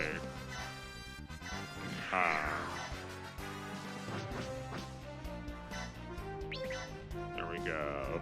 One of your friends who is a Warhammer sicko, you like making fun of arguments like putting Ide on a demon bait into the universe. Yes, exactly. Yeah. No, I love doing Gundam. I love doing stuff like that for people who are like really intense about the way they like power scaling and stuff. Yeah, because like nothing ends well for anyone that we do that with. You're a sucker for Psy and interesting world, so 40k was gonna get their claws in me eventually. Yeah, I know, that's why I also keep coming back to it, right? Where it's like, there's a lot of really cool world building happening here. There's a lot of really interesting factions. Like, yeah, no, I as someone who tries to fancy themselves a fan of everything, I would love to. Like, I kind of want to know at least a little bit. I probably won't go hard, right? But I want to dabble enough to at least be able to be like, okay, I kind of know what's going on. I have, like cogently formed and self-held opinions. You know? Yeah, like, you can see a group of clone troopers taking down a space marine. It would be easy, but you think they could definitely do it because, you know, clone troopers think a lot more. Yeah. Or to, like, keep using the examples that I love so much. In Warframe, the most basic enemy that Warframes fight are descriptively the same thing that is what happens to Space Marines. They have multiple hearts. Almost all of their bones and skin have been replaced with like really high density metal to like keep them really durable. And Warframes just cut through them like butter. You just like cleave through stuff that is equivalent to a Space Marine all of the time. And like watching the boys who really care about it be like, that's not, you can't do that. It's like, it's very funny to me. You don't make fun of him. It's just fun because he's actually saying about Warhammer. Oh, okay, that's good, that's good. Yeah, no, I don't think you're making fun of him. I was definitely saying it in a way more that I'm making fun of those kinds of people. But no, I don't mean to insinuate that your friend is not good. Just how you described him, oh yeah, you described him as a Warhammer sicko. Also, 100% a super soldier that would having curb stomp a Space Marine like Master Chief. Oh yeah. If nothing else you take from me today, definitely try Rogue Trader. You think it's the thing that cements 40k, helps the universe. You get to be a Rogue Trader, which means you get to break a lot of the rules. Yeah, that's also really good. And be a quote unquote good person. Yeah. No. Like without a doubt tonight, I will go through and grab all of the 40k keys that I've been looking at. Just to have them, especially before they expire. A really lame thing that Humble Bundle has been doing is like, even once you have the keys, you can start activating them and they will say something to the effect of like, sorry, the key is not available right now, because they handed out more keys than they actually had. And then you just like don't get the thing that you paid for. It's really dumb. Welcome back, Llama. The problem with 40k power scaling is that the sheer scale of it means you have a high-end supernatural beings numbered in the tens of thousands. Yeah.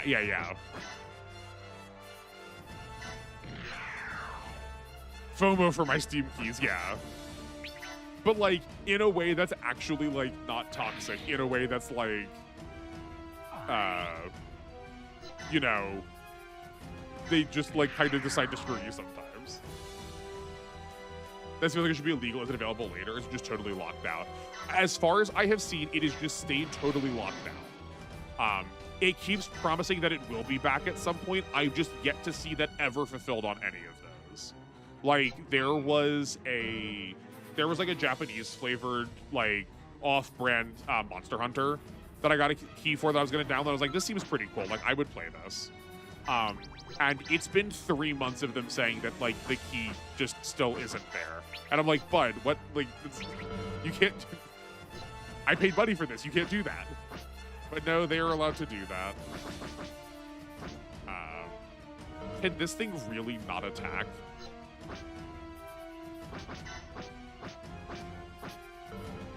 God Eater? No, actually, no, it is not God Eater. No, I do have all the God Eater games. I got those in Japanese while I was living there. No, it has like a really big like wolf on the front. It is maligned as being not that good, where at least the God Eater games are like supposed to be pretty decent, right? I guess we'll just have the Haro kill it.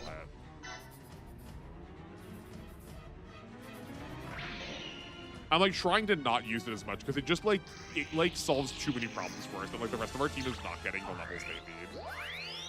At least okay, no, but this gets the cover bonus. Okay, this gets cover bonus. That's what we're looking for. I want to say it was like OverWorld or something like that. Tokiden? Maybe it was Tokiden. Maybe it was Tokiden. Once we get to intermission, I'll look up the cover for it and see if that's what I was thinking of. It's not supposed to be very good, but like I bought the bundle with a couple of other things, but like I did not get the bundle because it had that in it too. And like, I don't know, that feels bad. Like that feels, who owns it now? Is it EA that owns Humble?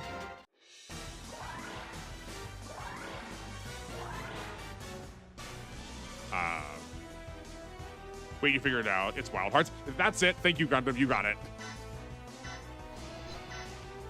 You found it. Oh god, is it bad? Do you recognize it as being bad, or is that because of the owners? I'm pretty sure EA is the one that owns it now. And it feels like they've just driven it into the ground. Like I've canceled my monthly because the monthlies just like are not worth it now. There's so many like non-games that they're just like they're just like padding out the spaces to make it seem like you're getting more than you are. Very maligned. Yeah, why is it so maligned?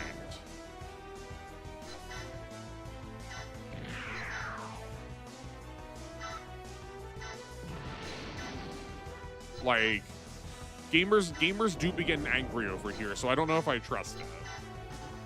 Oh, you were from the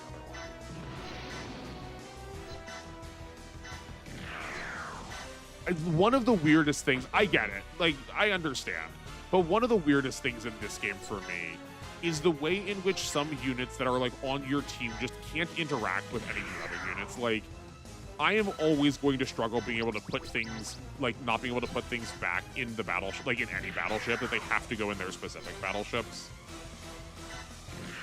EA, yeah, can you take a golden goose and kill it? Just look at it, I swear. Yeah, no, absolutely. Each number people love the bundle. That is a shame. Yeah, no, it's a real bummer. I can't think of the other ones right now on the top of my head, but it is not the only one for which they have done that. That is just the one that most recently comes to mind.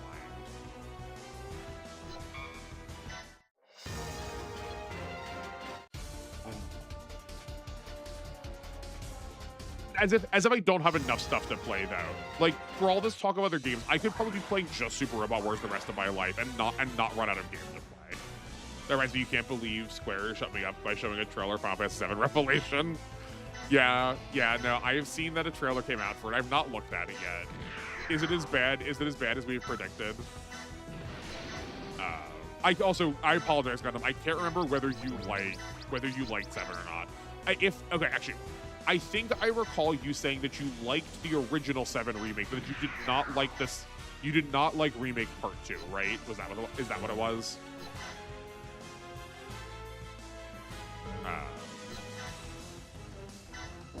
The trailer did nothing to make my fears not true. Okay, that is kind of what I expected to hear. To put simply, EA has no clue how to make actual money because they only know how to monetize something as much as possible, and then act surprised when it's not making the money. Yeah, they think just like the fact that they've put dollar signs in front of things means people will pay for it, without giving them like an actual reason to. Yeah, no, they're pretty useless. Rebirth was so bad. Yeah, okay. Then I do remember correctly. You did like the remake, but then yeah, Rebirth was just not it.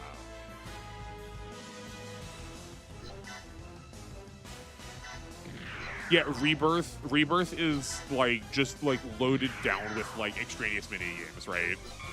Extraneous mini games, not only that are like tedious, unfun, but also just so irrelevant. In addition to our concerns of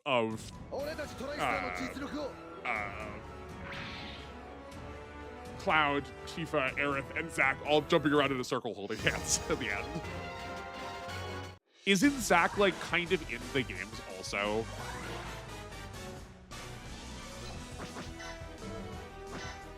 Do we have a release date for what's the new one called?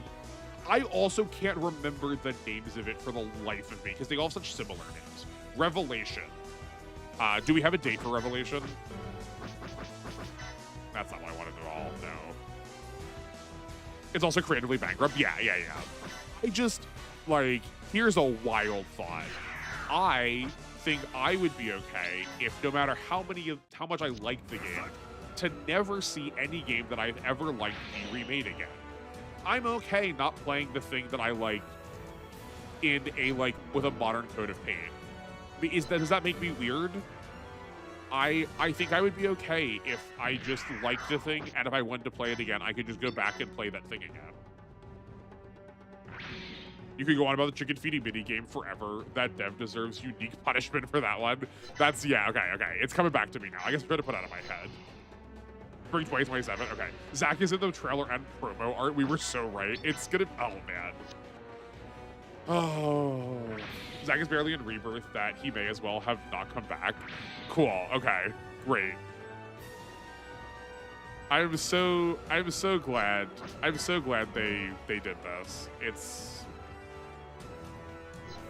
do you think they sleep well at night? Do you think they toss and turn over what they have done, what they've become? Or do you think they sit in their beds and they go, yes, a job well done today. We have managed to capture exactly what our audience was looking for. I have to wonder. I am given to wonder.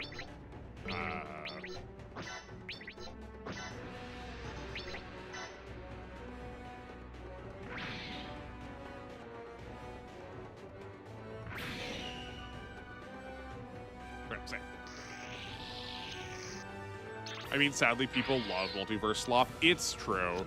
Also, everyone, mark it on your calendars. Cam just unironically used the word slop. I thought you hated that.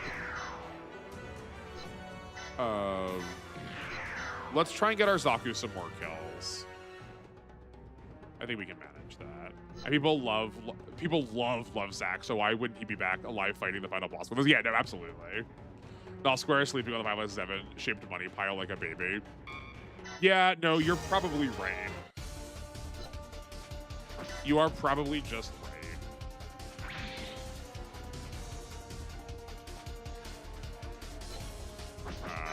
That's fine. No, other words can fit, but slop sadly for this. Yeah. No, it's true. No other word fits but this. You like giving it to me. I gotta give it to you right back, you know.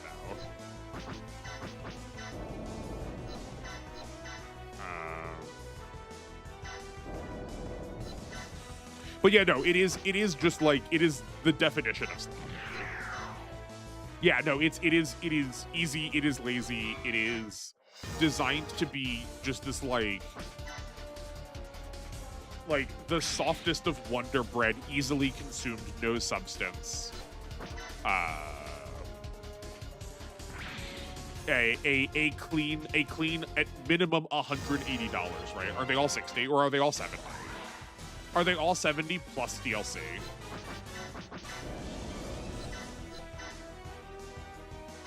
I also, like, golly, do I miss the days when games did not have DLC all of the time and things could just be done, and that you got one piece of DLC and what that DLC did was just like make the things that all the fans were like really excited about that you already made from your game, rather than just like locking key elements of gameplay behind it. Everything must end happy, all my faves must be together and happy. Yeah, like that's always such a weird perspective. Like I kind of like it when the characters that I like the most die. I like seeing that they have like a clean story arc. I like knowing that there's like an interesting resolution. I don't mind. Darn it, it's too powerful. Also, yes, it did finally open up. Sorry, all that work to get Zaku over here to waste another kill on the Unicorn Destroy mode. It's fine.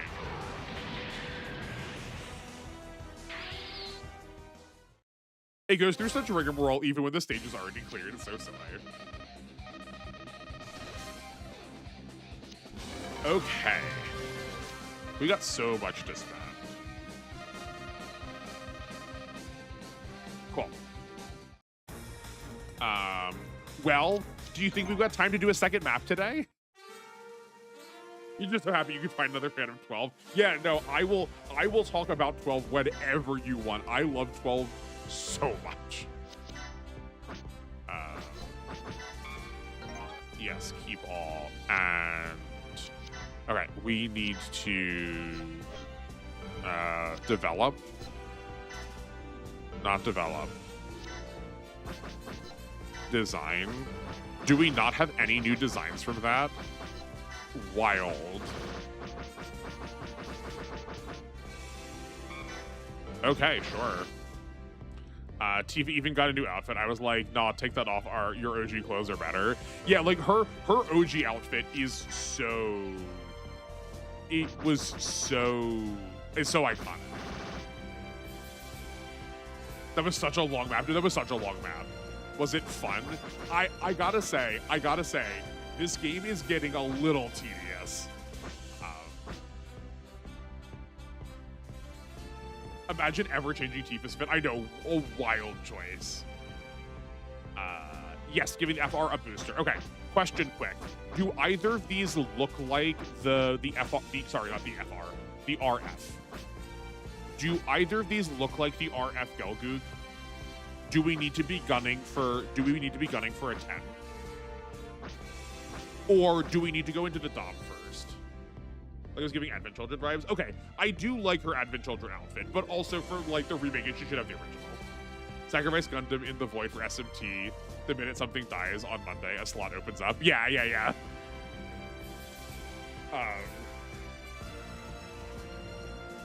Is that what we want to do? Because I do kind of think I would gladly pay that price right now.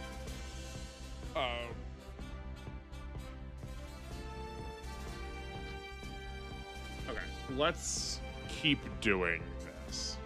Because I'm not sure what else I'm gonna get out of this game other than just like more of the same. Like V5 has to be up next, or like, oh yeah, no, absolutely, it'll be up next.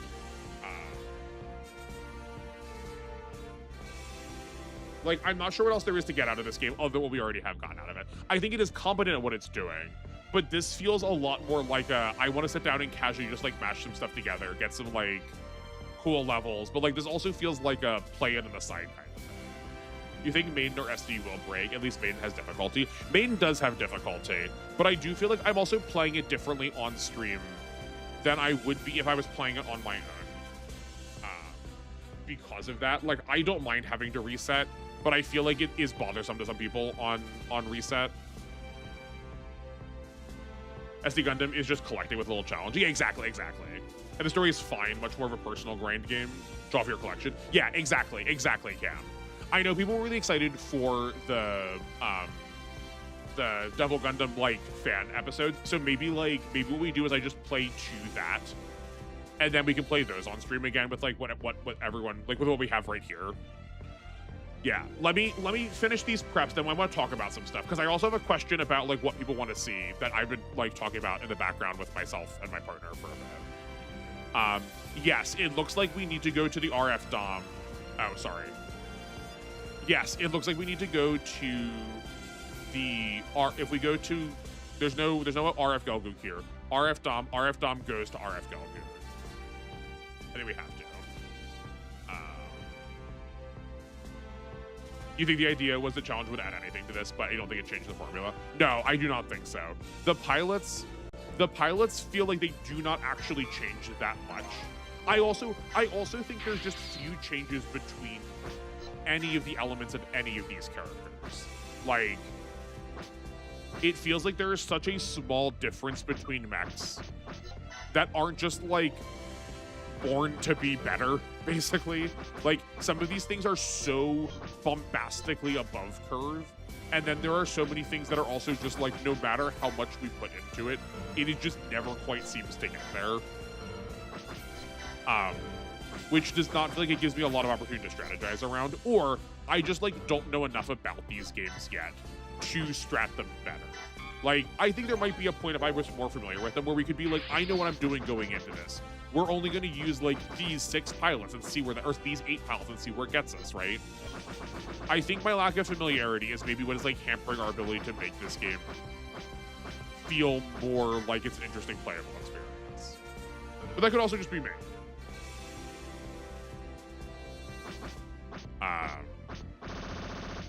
But yeah, I do think the fact that the game does not actually try to do much with its crossover story was a little disappointing. I was sort of hoping to see a lot more like sincere of interactions between things that we just do not seem to be getting. Because like even when we had the Day of Dakar lining up with the Gundam Unicorn bit, like they didn't actually like interact at all. Actually, funny enough, your first interaction with Final 7 was actually watching Advent Children while on Netflix. I was like 2010s. Gundam, that is absolutely exactly where I started too. My very first experience with it was, my very first experience was seeing Cloud in Kingdom Hearts. And I was like, he's cool. And then I learned that there was a movie and I was like, I'll watch that. What is this? Oh, he's so sick. You feel like knowledge comes after tens of hours, not hundreds, and we could do better with that with our limited stream time. Yeah, exactly. Yeah, like this game feels very like good, chill, cool filler. If we had a like really pumped schedule of like, if I was streaming 5 days a week, this might be a good break from having like really high intensity thinking all the time. But when we've actually got only 3 days, yeah, like maybe this ain't the squeeze. Oh, we've like never filled these 2 slots in. That was silly of us. But also, here's the other thing. I really loved trying to get everyone their suits, but like now that we got everybody the things that they like the thing that I'm motivated to do is get the RF Dom to the RF Gelgoog, and a lot of the rest of these are just like, our team is now very sedentary. everything is really stationary now because we've sort of just like gotten everything to the point we want them at. This is I don't want to do something that makes me want to think stream. This is I don't want to do something that makes me want to think stream. Yes, yeah, exactly, Pringle, exactly, yeah. And that's just like not usually my vibe, especially when I play video games. The thing I want to do the most is think. The other appeal is seeing the other cool robot attacks, which you never really, you're a draw to these type of games. Yeah, exactly. Yeah, no, it's a good Q&A stream. Like, we get a lot of talking done. So, then, you know, we're talking about it now, so let me pivot quick. So, speaking of Q&A stuff, especially as, like, some of you are getting the bug like me and are starting to ask more mechanical questions, would people be interested in watching me do a stream where I wasn't playing Super Robot Wars as much as I was gathering data about it? Like this morning, I sat and just sort of arrowed through a map and drew it out for 45 minutes. Like, would people be interested in watching me do that, or like watching me try to gather information about like how skills work, or just like recording things, and at the same time sort of have like a pseudo Q&A stream too? I would need to figure out how to set some of this stuff up so I could like also read questions while I was working on it, because it's hard for me to go back and forth between screens to like read chat and look at the map. But like, if I could, like, I have this text box up here that you can't see because it's underneath the game for some reason. Hold on. Yeah, right, like, if I move, obviously if I move this text box somewhere else, right? Like, if I had the text box like this, but I had, like, the scrolling chat that a lot of YouTubers do, and I had that on screen, I could, like, read people's questions way more easily. It might be an idea. Yeah, exactly, like a live nuts and bolts stream. Yeah, exactly. But it might end up being a little bit lower key if I need to like grab, like if I just like need to map out something first. But like, would people be interested in that every once in a while? Because I think one of the things that I'm running into is that like, I'm just not working on the data sheets as much as I would like to be, which is to say not at all. And that makes me sad. Because a lot of the time I get to play games right now is just like on stream. So if we move that to on stream, like that would be genuinely beneficial to me. But like, if that's woefully boring for everybody, like that doesn't need to be the answer. So like, tentative thoughts? It's definitely a thing I can like ask in Discord more concernedly, but like while we're here, while we're talking about it.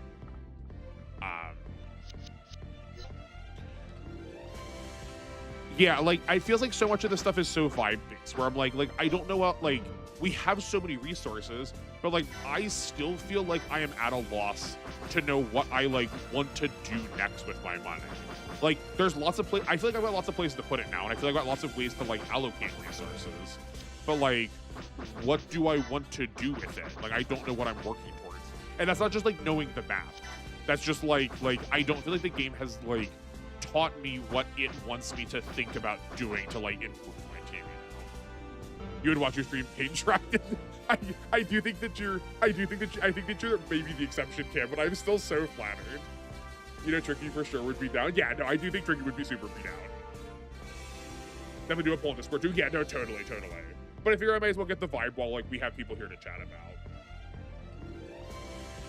In the name of your precious data, sure. Thank you, Gundam. That feels more begrudging than interested, but I'll take it. You've run into my issue with the game, a lot of customization, but what am I customizing for? Yeah, right? We're like, I don't know where I'm going. Like, I don't know what the game wants. I don't know, like, I still don't know if I know what the game is asking me. And, like, that makes it hard for me to know how to customize. I love that I can, just, like, what am I doing with it? All right, Cam, your streamer has finished Grandia 2. Good game, but you think you might prefer 1 more than 2? I gotta try this still at some point. I have all those saved too. Like, I think like this game works. Like, this system, this style works really well for Pokemon, where you have a really obvious objective. You are trying to get badges. You're trying to beat the Elite Four, and like, yes, I can like. Obviously, we're trying to do these. But because this seems just sort of endless, like it's just another one, I don't know how many I'm working towards, and there's not like a specific group, right? It's not like the world cores, like they've already stacked up the big 4 that we have to take down. That feels like I've got like a drive to take them down. Yeah. You mean Genesis and Crossroads at least have the thing not being that long, with the exception of if you want to do the final stage, you 100% have to grind. Yeah, that's what NR had been saying to me too, Prangle.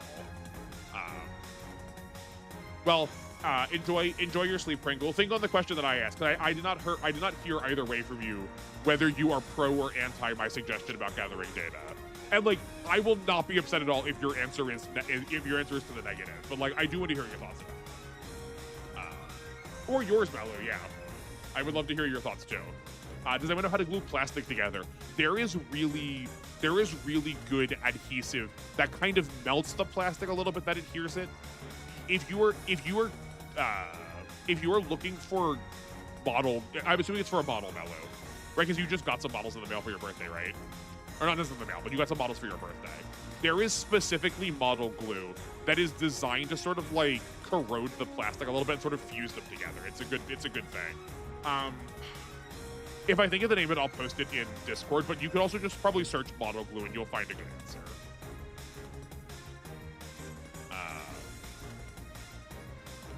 No, usually it works, so you're not exactly watching, so it doesn't exactly change much for you. That's fair, Gundam. That's fair. You do. It's so surprising because I feel like you're rather engaged by it. Like, I also just like care about your opinion too. You know, you are also one of the OGs. Like, I do. Your opinion does matter to me. You're also very different vibes and tones, which you think works for them. Oh, for the Grandias. Yeah. Millennia though is so cool. Oh no, Millennia is so cool. No, absolutely. But like it is the thing that is like not getting me to like drive to complete the thing. Imagine having to grind in this game. You can't think of anything less fun. Yeah. To be honest, your answer is okay with either way. Okay, good to know. Cool. Okay. Yeah, plastic cement. Yeah, that works too. Your Taugi's broke his torso joint, his left arm. I'm so sorry, Mello. That's so sad. I'm so sorry. Yeah, there's definitely I'll see if I can find it after stream for you. If I can find the answer I'm looking for. Okay. Yeah, while we're here, let's get to some planning now. Let's get some more planning. You still use the Tamiya brand? Maybe that's what I'm thinking of. You know, I guess we'll just look at it now.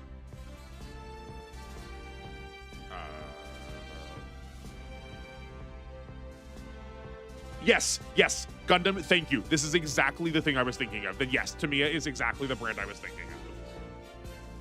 More arguments for 5, which would give Austin a voice. Rest reading aloud, that's true. Which I deserve, thank you, you're very sweet. My voice is always a little hoarse at the end of this. I don't know how cheap it would be for you, Melu, but a quick search on Tamiya also looks like a pretty decent sized bottle. You don't need a lot. You need a very little dab of it. A pretty decently sized bottle, which would be a good tool in your box, is like $5. SMT5 discourse. Okay, I'm here. I won't complain.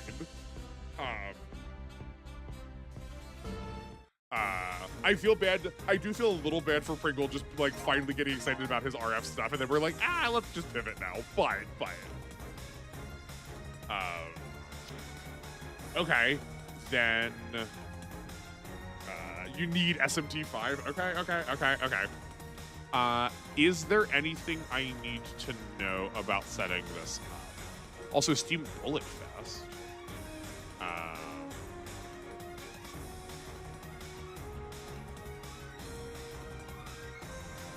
Just to be clear, everyone, this is vengeance.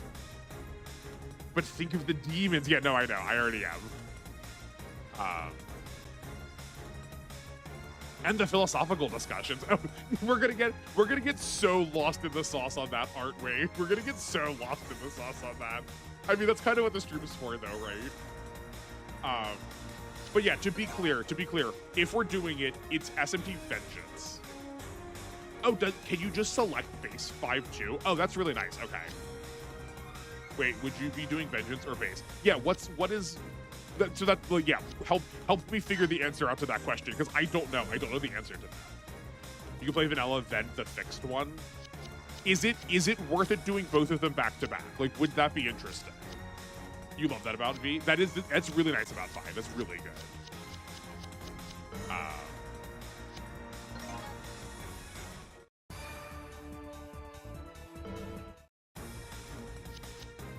They're very different. Oh, okay. Okay, then I'm down. Gameplay and story wise, okay, sick. Vengeance is new story content based on the original story. Yeah. But like, you know, the difference between 5 and Royal is not that much of a difference. Like, you're pretty much always picking Royal over it. But like 4 and 4 Overclocked or whatever the name of the 4-1 is, like they're just different games.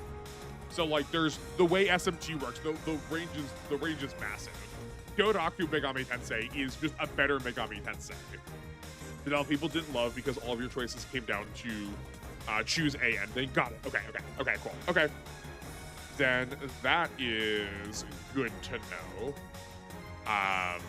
What else? Okay, while that is working, let's hop over to the schedule quick. A thing that I've still not figured out how to satisfactorily post in the Discord, because the Discord just like does not want to receive a sheets.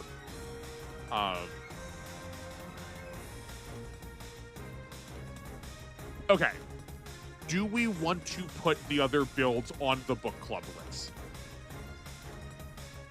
Because some people last time we were looking at it were like, oh, we should just watch all of the builds. And if people want to watch them, then better we watch them all together than have me watch them on my own. Because like, none of you have expressed interest in watching the original Getter or the original Massacre. That's just like a you go do that on your own, but those are too old for me. Cam, I know you are very on everything but Re-Rise.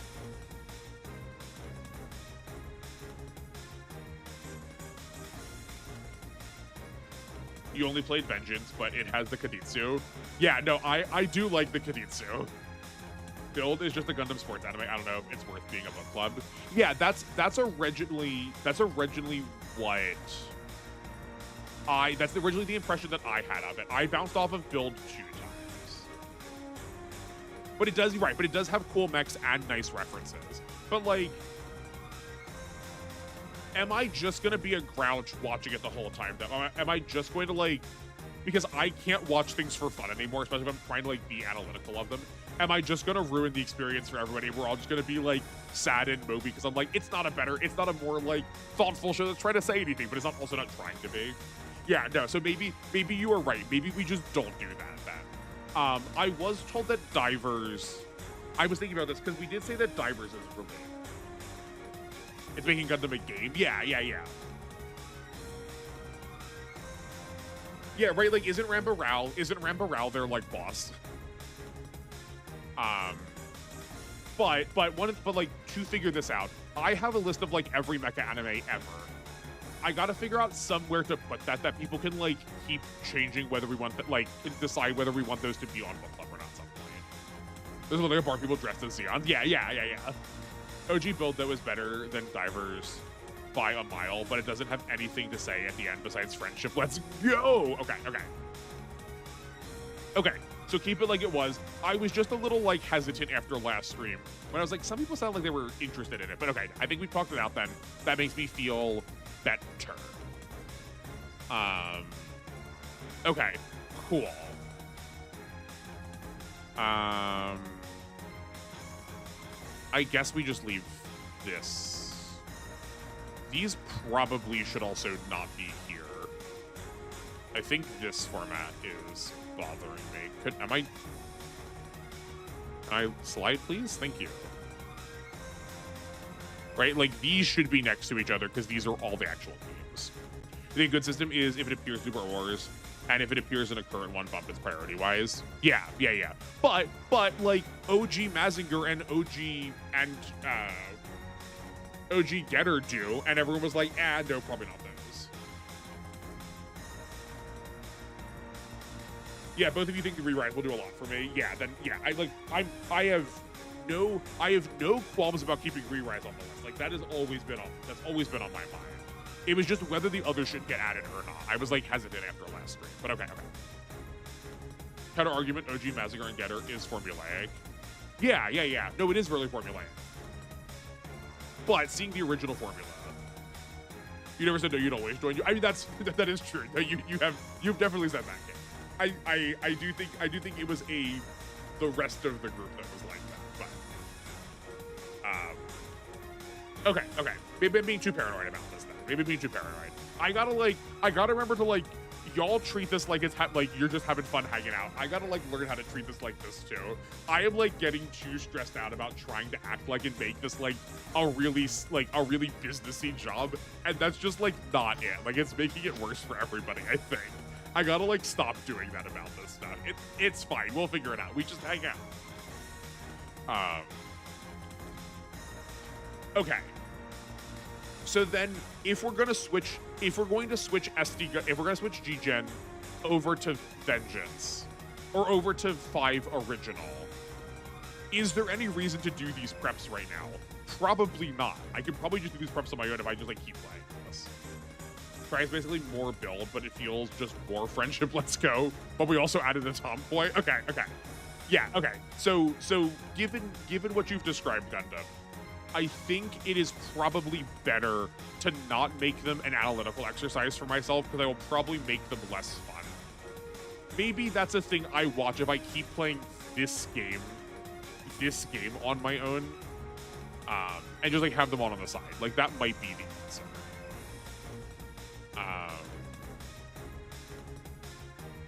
Okay.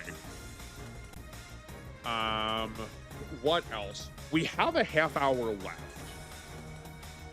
Imagine how the Taugi's looking on disc. Yeah. You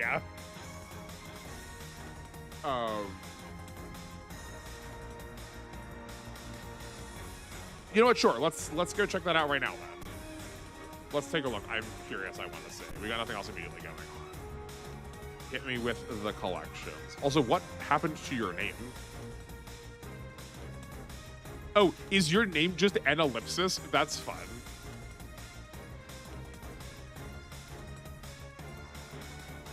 Oh, I see what happened to the ball joint. I guess this is where they're reacting to. It's fine. Yeah.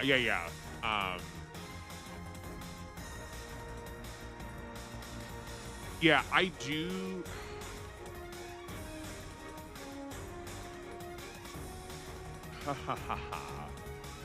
Yeah, because if you use the cement that Gundam and I were talking about, that would sort of lock their mobility in place. It's really hard to see because they are kind of assembled. These do look like generic pieces, Melu. You might be able to get a sprue of just these pieces by themselves and be able to like replace these depending on which portion of this is broken. Because there's a lot of Gundam models that use very similar sprues for a lot of their like socket joint parts, right? You might be able to get like a spare sprue that is just those connections. Divers that will just drive you to the shell of the MCs. Okay, good. Thank you for the wording, Gundam. Appreciate it. 30 minutes, surprised we still have time. I know, right? Isn't that wild? That's what happens when you only do one map.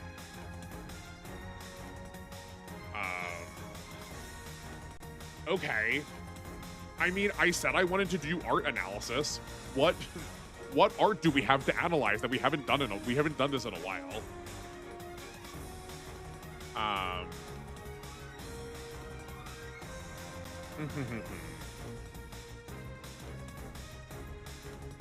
Oh, you know what?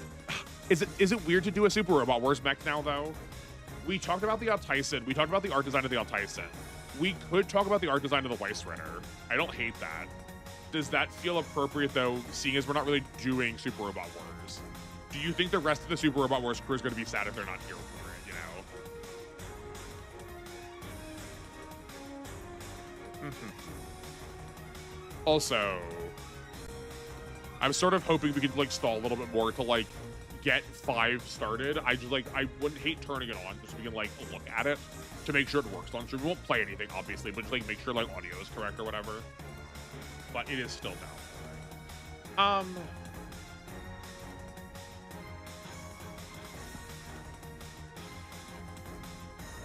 You know what? Let's do this.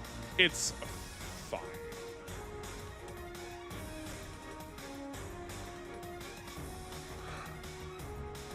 You want to talk about some art? Let's talk about some art, fam. Okay. I was just saying that I missed getting to do this, so why the heck? My immediate visual is, golly, did I not realize that this was an underhanded grab? I want to look at this when we get to Thursday. Does the Weiss Ritter really hold it from the top? Like, does the hand go here, the handle go here, and then the gun go under the hand? Because where the like the what is this called? It's not the scope, but like the bit that you're like supposed to sight using. You're back after your next exploded. Welcome back. I saw that you. I also saw that your stream notification popped up.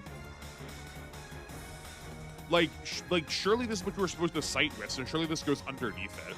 Also, this being on a rifle for a mech is really funny when like a mech does not need this. The computer can handle this.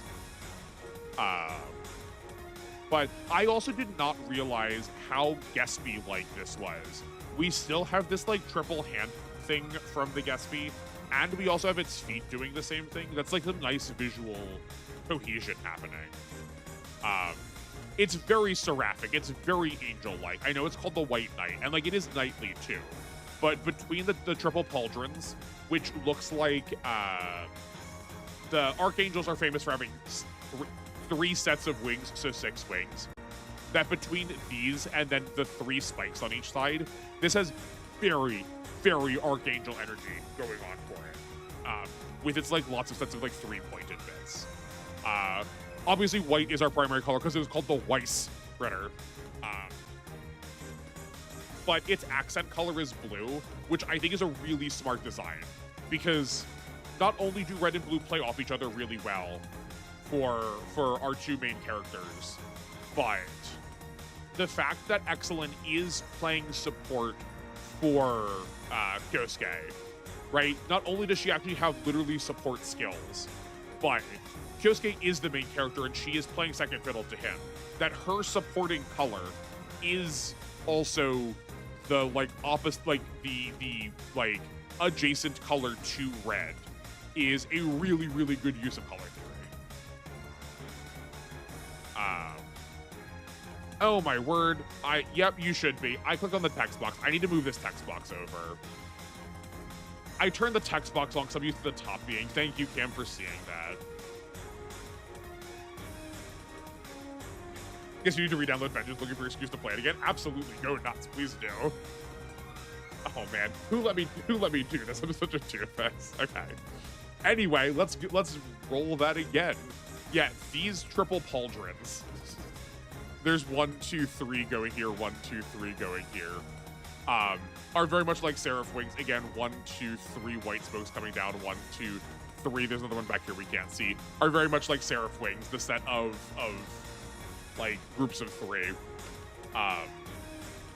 But that's also not really used for anything other than its spiky bits, which makes it more clear to me that it's supposed to be angelic. I guess I'll do the, oh yeah, we gotta do the gun thing again then too, right? So this handle looks like it's at the top of the rifle, not at the bottom of it. So does it hold the rifle under its arm? I'll have to look at that next time we see the art. I've not thought about it. That's just a weird way to hold a rifle. But like, there's no trigger on this either. It doesn't look like there's a trigger on this gun. So like, how does it pull the trigger? How does it like fire? Yeah, the random brown is really weird. It reminds me of the like old style hunting rifle, right? It has the sort of like Winchester rifle kind of deal going on, that like this brown is the quintessential wooden stock out of this sort of like double-barreled rifle. That I think that's why it's trying to emulate it. But you're right, it does not match the rest of the color scheme. We have like very bright and like other like, how do I want to describe this? I mean, this is very like this brown is a very, very earthy brown. There's like definitely some metallic browns, but this is a very earthy brown, where the rest of these are not very earthy colors. These are very like I guess anime colors. They are very high saturation. This is a very deep blue, but it's a very vibrant version of this deep blue. But also like this is not a sight, I guess. Is it a sight? No, it's a sight. It's not a scope. Why does a robot need a sight like this? The computer can surely just do that. Okay. Oh no. And then we also said these triple hand bits are like the Gatsby. Same with the feet. There's a lot of like cohesion in this design across all of these units, which makes sense, right? Like we know that Radam made these with that in mind. Dr. Radam made this also, right? but that there is cohesion, that like a lot of the units draw from similar practical design concepts because they're probably using most of them as the base. You like the term anime colors? Yeah, I mean, like, it's kind of true. Like, it definitely is, like, we definitely have that happening.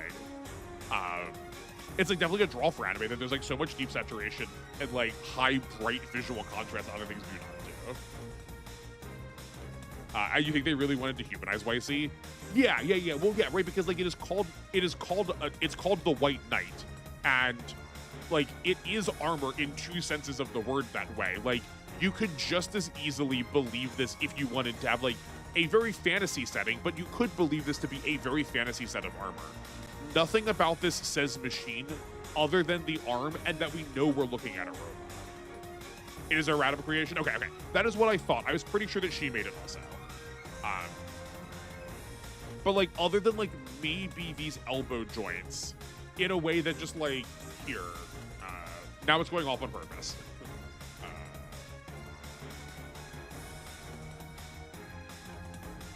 Like, to use a recent example, if my internet would heckin' load.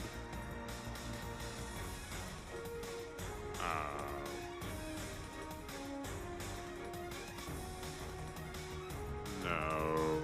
Okay.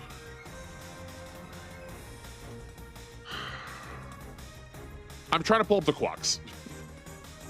But my internet just does not want to load. Sorry, everyone. Here, like, a design like this never lets you forget that it is mechanical.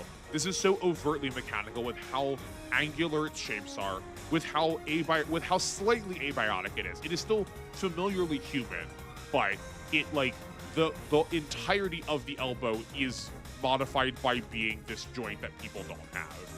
Like, arms and legs are separated in a way that, like, are recognizably human in form, but no one would ever have this. But, like, someone could have put this on. This is still organic looking enough that it does look like a knight's armor, too. You think with the Weiss being white and angelic, the alt would be more demonic or dark colored? I mean, but, like, the alt is, right? The alt... I think this is what I was saying just as you were like, shouldn't we be seeing this? Right? The Altisan, because it is the main character, gets the primary color as its primary color, where the Altisan, where the Weiss Witter gets its primary color as its secondary color because she plays support. So red and blue. And look, what is its secondary colors? It's white and black. It uses the black to complement the white of the Altisan. Blue? What do you mean blue? Yeah, the Weiss's colors are blue. This is blue. Maybe, did I say alt and Weiss backwards? Maybe I said alt and Weiss backwards. But, like, the alt is primary red with accents of white and black, where the Weiss is primary white with accents of blue to, like, alternate with the red, and then the white to alternate with the black. Oh, got it. Okay. Yeah. No, I see it. I do also like this little detail that there is a single shock of red on the Weiss, and it's right at its heart because Excellent really loves Kyosuke. Like, this is such a really cute detail that works specifically when these two are paired together. Because, right, like, you cannot tell me that those two are not, like, an endgame ship, right? Which may or may not exist, you may never tell. Okay. So, yes, there probably is a blue one.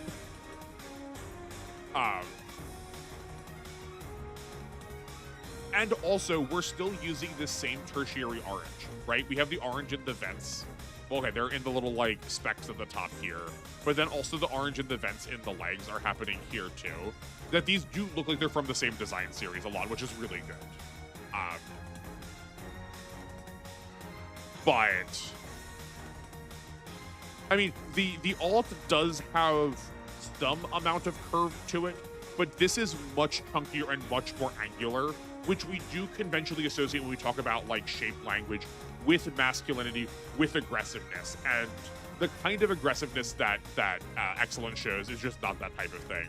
Where we have a lot more rounded features, and spikes are coming at the end, at the tip of things, rather than in the middle of things, breaking things up into more chunky, discrete patterns, which works really well for Kyosuke, because he's very knowable. He's very, as much as he likes to gamble, he's still sort of no nonsense. We know he's a sure gamble. We know how he works. He is always the leader. He is usually the straight man in jokes. He is usually the thing. He's usually the person he's usually the person bringing the rest of the people back to focus. Where Excellent, everything is flowing through each other. All of these things flow not seamlessly, but still pretty directly into every part, in the same way that Excellent's personality, she is always ready to change. She has another character prepared. Whenever someone tries to call her on her thing, she then pivots into a different character. She has a different personality ready. She has a different angle of attack. And I think those are these are designed really, really cogently together. You'd say the same if he won to green. Oh, okay, cool. So we get a green one too.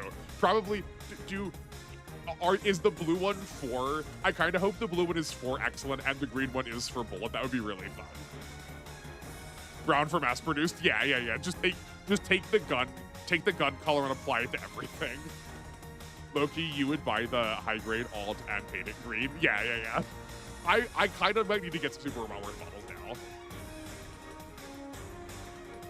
Oh, that's true. The Gaspies are blue also.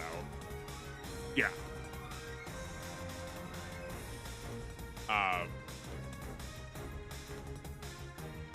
Well, but that works though, because the alt is supposed to be a Gaspy Mark III, right? So make the Gaspy the blue one, because it is the actual finalized Mark III one, where the alt is a prototype Mark III. That makes sense to me. By the end of OG2, you for sure will be the least model kit. I know for sure there will be at least a model kit that will tempt you. I'm assuming it is Zonger's. I am assuming it is the combination one where he rides his boyfriend into battle. But maybe there's another one on top of that.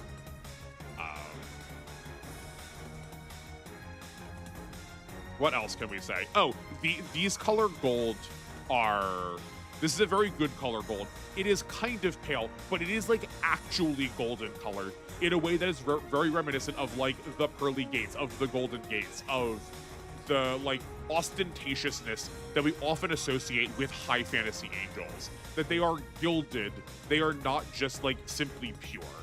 And the Weiss is also one of our first models that flies, which was a really big plot point for OG. I forgot about that. It makes a lot of sense that this thing has a lot of visual elements that say it is sky-based. Large wings, the pointy pauldrons, the aerodynamic sleek of the head. And the gold fits well with that angel design. Oh, right, yes. Also, someone mentioned that why does the alt not look more like a demon? But it has a giant honking horn. It is not the conventional demon horn, but red demon with two horns, maybe a third one to be extra gnarly. Where the Weiss does not have that demon, that does not have that horn on the front. It has that those wings on the back, kind of or those fins on the back, kind of wings coming out of its ears. Not dissimilar to the wings from what's it called? Aquarion. The one guy from Aquarion has wings coming out the sides of his head. But this helmet has always been about flight. There is a particularly is it from the Valkyrie? Yeah, this. Oh yeah, Melania is also from Elden Ring. But this helmet we've always associated with the woman who is a savior who comes in and protects the day, but also avenges death. This is Norse mythology, quintessentially. Whether these helmets actually existed or not, I don't know if this is an affectation of the operas, the same place where we get the horned Norse helmets. But this design absolutely got us to here 100%. You can't convince me otherwise. Which is why I think this still works really well as a suit of armor.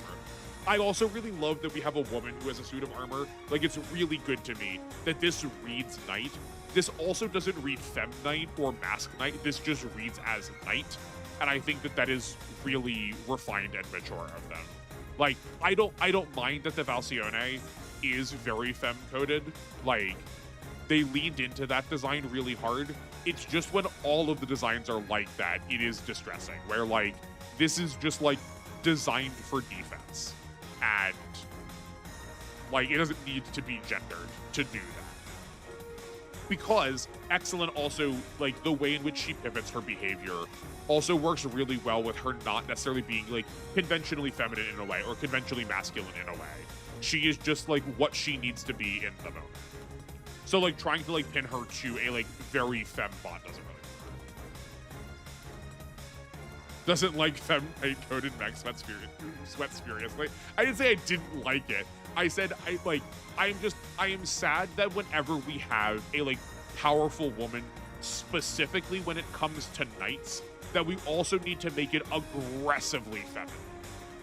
And, like, that aggressive gendering is true to form for some knight armor. There are a lot of COD pieces that are just, like, full erect, that are designed to show off the primary and secondary genitalia or, like, gendering elements of bodies.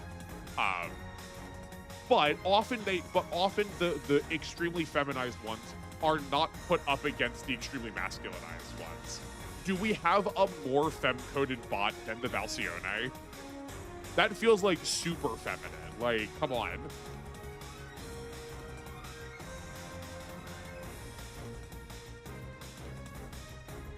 Oh, right, Cornelia from Code Geass has a robo that's not really a robo lady. Yeah, Cornelia is another good example of it. Cornelia is also another really good example of it. Gundam, you include a good point in here. Like, this is super femme. It's very common, especially in anime. Yeah, exactly. And it's nice to see that. Because, like, Excellent does not fit into that trope really much at all either. She definitely plays with her femininity, but it is not, like, the only thing with her, right? There's, like, 4 or 5 other really feminine mechs. I figured there could be more feminine ones. Like, isn't there a set of ballet dancing sisters? Didn't we talk about them before? There's, like, maybe 2 that could be. Okay. Yeah, I know that there's some, like, ballet sisters ones, and I'm pretty sure they have, like, a skirt and boobs. But, like, at least with this one, I'm kind of okay with the Valsione. I think the thing that gets me with a lot of their designs is when people are like, obviously this is just how you make it. Rather than Leone being like, no, I want you to make it this way. This looks good to me. I would like it to look this way. Like, she opted into it because she wanted to kind of look like her. She wanted to look girly. And, like, great, you've given me a reason. The Fair Lions, okay. But you think they fit very thematically for the characters? Yeah, right. That is not what I was saying. I was not saying that, like, they can't fit. It is when we have that mismatch of, like, woman who is strong and willful, and we still give her the girly thing that would not be what she is like, or not be like what she wants. That is when I'm like, that's weird. Why did we do that? Yeah. These were the ones I was thinking of. Also, the juxtaposition between the mech and the pilot. Yeah, exactly. But like, yeah, these ones. Give the woman a plane. Yeah. Where, like, I think I made the case as to why I think this fits Excellent really well. But I think Ryune, because she is also Bian's daughter, is supposed to intentionally be really contrasting.